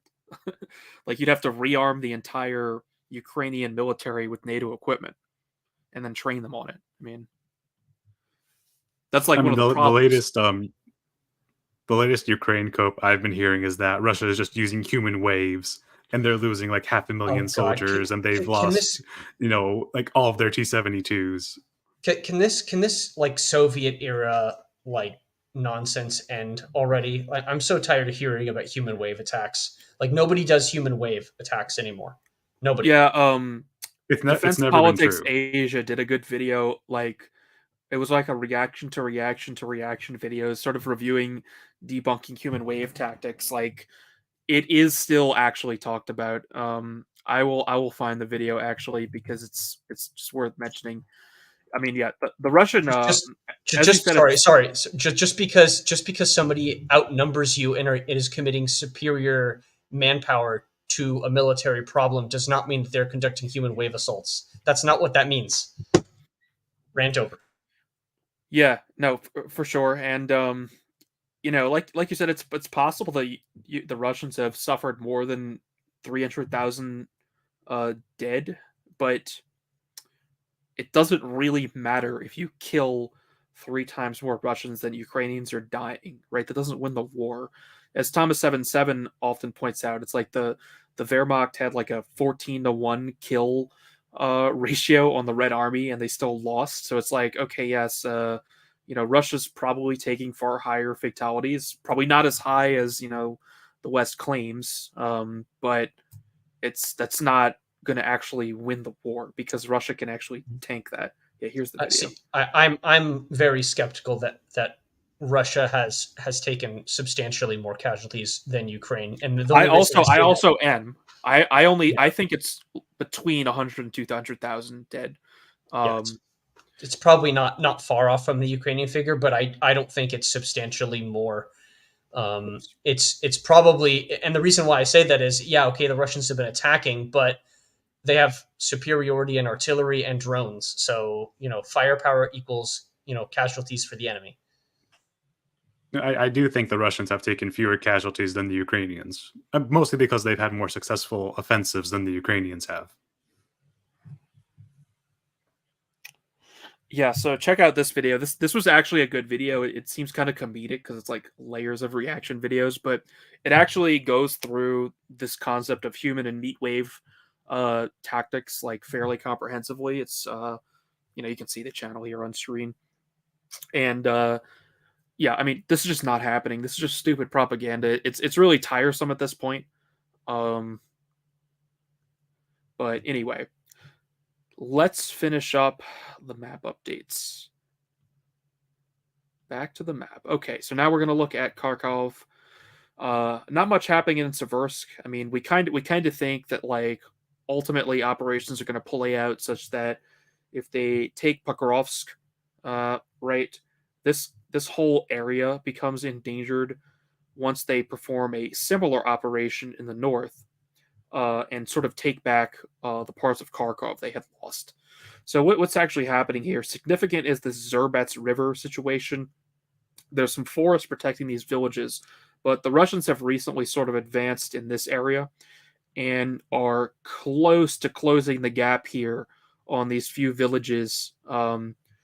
It's at the very tip here. Like, what's this distance? 2 kilometers, right? So they're really close to the Zerbets River, which is significant because if they can close on the Zerbets River in this area down here, what will happen is this entire part of the Ukrainian front is going to be in this pocket on the other side of the Zerbets River, which can put it in some amount of danger. I mean, obviously they can still cross the river.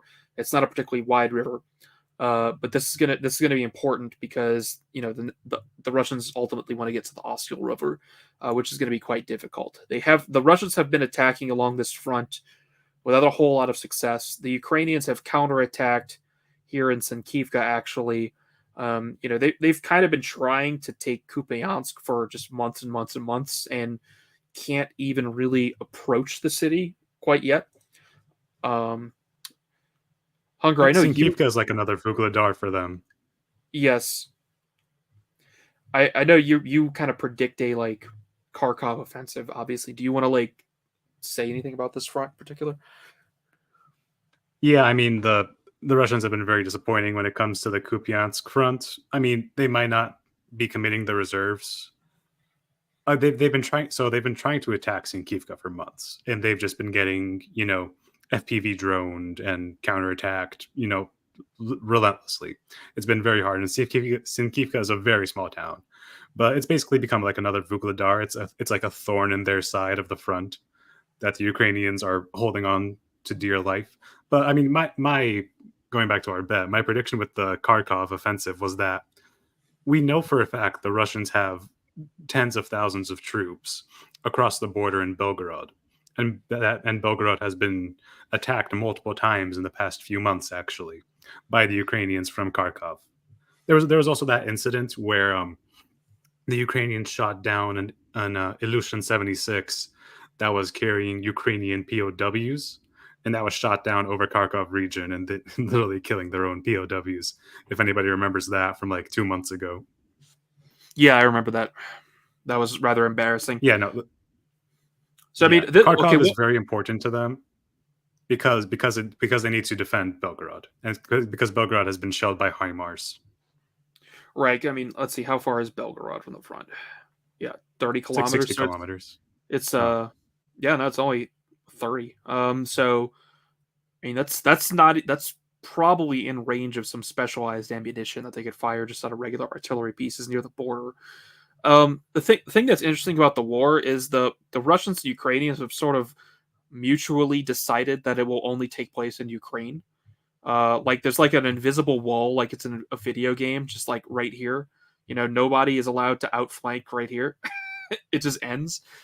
Sometimes the Ukrainians do some raids or like shell Belgorod, but this is effectively just frozen. Now, do you think the Russians are going to breach this border and come in from the north again? Is that what you think will happen? Yeah, I think so. They're not going to take the city, but a lot of Russian mappers and a lot of Russian channels have been saying the troops are already assembled in Belgorod Oblast. The troops are already there. We've seen satellite images of tank parks, in that region. They're just waiting for the right opportunity. They're not being activated yet, but when they are, and some people estimate it to be about 50,000 troops.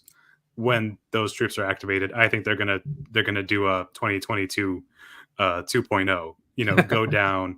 Go down, avoid Kharkov, get to Izium, get to Liman, and threaten Slavyansk. Well, that's kind of the trick, right? That's what I think would happen.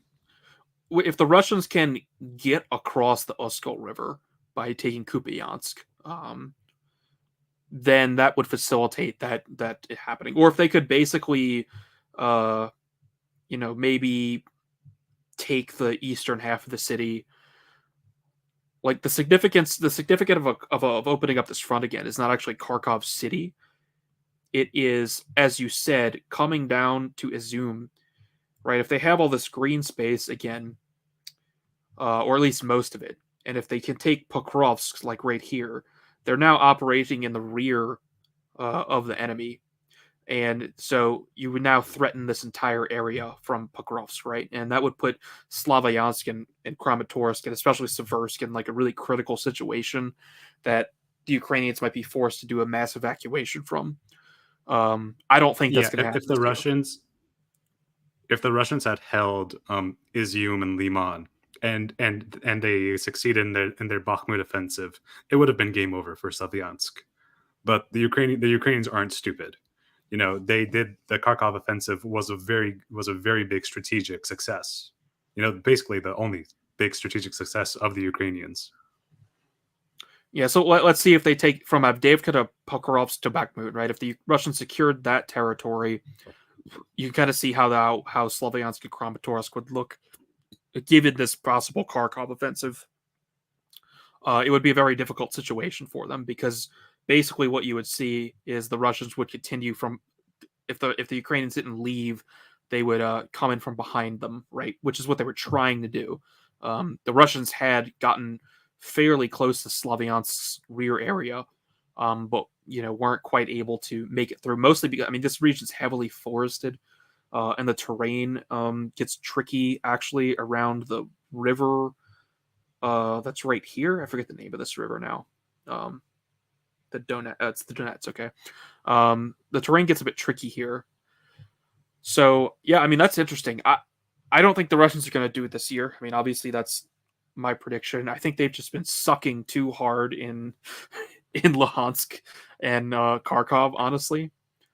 Yeah, I also don't think they have the troop numbers in east of the Oskol River. I don't think they have enough troops there to mount I get anything the feeling that they're mostly significant. still relying on the Luhansk militia forces here. Those have long since been integrated into the Russian army, but I get the sense that Yeah, they've kind of just like put their like B and C grade troops here, and Donetsk is where their like A team is, right? Um, that's just kind of that Luhansk is makes very sense. safe. yeah. Luhansk is just on their border, right? So it's like Luhansk is completely safe. That makes sense because if that segment of the line is basically static, that's exactly where you would put your B and C tier troops, just as placeholders essentially. So other interesting thing is like we may have mentioned this last time, but Ukraine's like building defensive lines up here now, like multiple lines. Um, why they're doing that? I don't know. Like obviously there's the potential for this same operation happening again, but given the situation on the actual front, it seems like uh operations are more critical there. But I don't know. Do you guys think they might try this again this year? If I could just add No. one more thing to Kharkov, Yeah, go just ahead. one more thing when it came to Kharkov. About a week ago, one of the Ukrainian military, administrators in Kharkov Oblast, they evacuated about 55 villages and settlements Oh, in Kharkov I Oblast, do which I which do is which recall is not hearing a that. small number. No, that's a lot. Yeah, which is not a small number. They're expecting, they're expecting Russia to open something up in Kharkov Oblast, which is another reason why, that's one evidence for my side of the bet.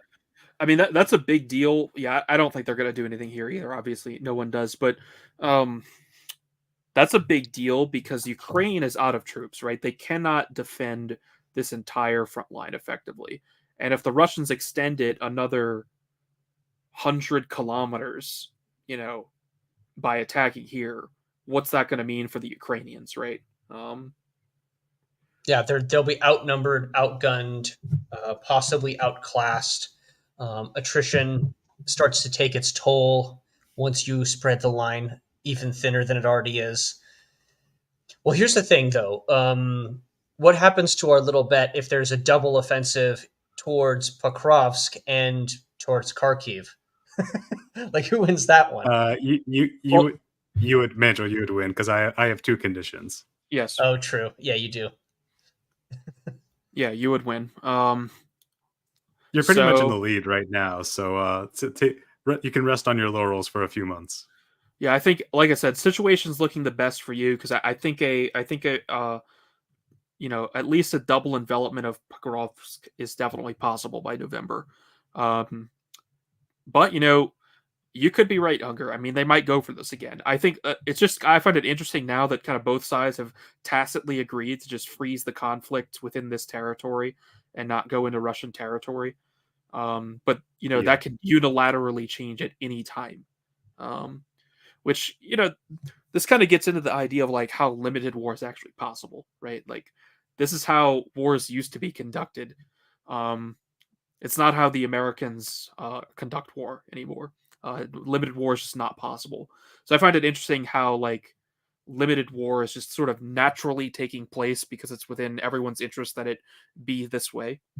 So yeah, I mean, I guess that's pretty much it for the map. I mean, really interesting what's going on in the Donetsk area. I find like this potential envelopment of Krasnogorivka and the operations around Ugladar interesting because if they can crack this in a serious way, the front can really start moving again, and we'll see a return of maneuver warfare, and that'll be fascinating to watch.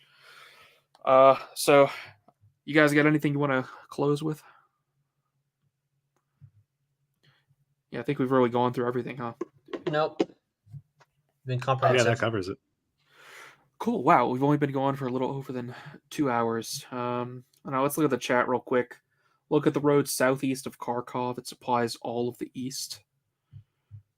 I guess he means this one. Yeah, I mean there's some major highways coming through Kharkov. No, Izium was the big supply line. That's why it was so important. Yes. So yeah, things are going to get interesting this year for sure. I think we're going to see the front line moving. The question is just how much. I predict we're halfway through the war. I think it's going to end about 2 years from now when the Ukrainians are finally exhausted. They're not exhausted yet. They're struggling, but eventually, I would say 2026, 2025, we're going to start to see them really buckle, and the Russians are going to close the war out, like in the beginning of 2026, I think. But we'll see. Oh, okay. I will disagree with that because I think well, no, if your obviously prediction because comes I through, want my cigars. yeah, I mean, if your prediction comes through, it's kind of GG. I guess, like, if they do a Kharkov offensive and a Zaporozhye offensive, and at least like make it to Zaporozhye city, well, like the jig is kind of up at that point. I mean, the Ukrainians can still just hold on to Kherson, I suppose, fruitlessly, but we'll see. But yeah, if you're right, it's also the fact that given Russia's attrition strategy, casualties aren't linear.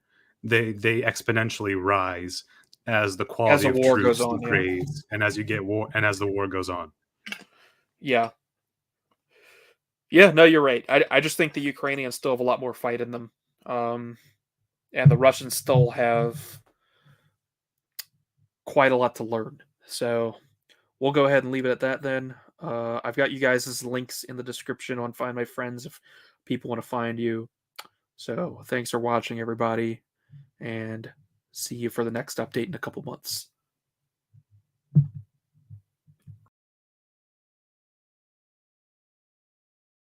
Did he just leave? He just left. He left the stream live. Well. Oh no. And, what do we do now? Oh, there he is. There he is. He's back. okay. Nice. Trying again. This time I'll hit end stream instead of leave studio. That's really annoying. See everybody next time.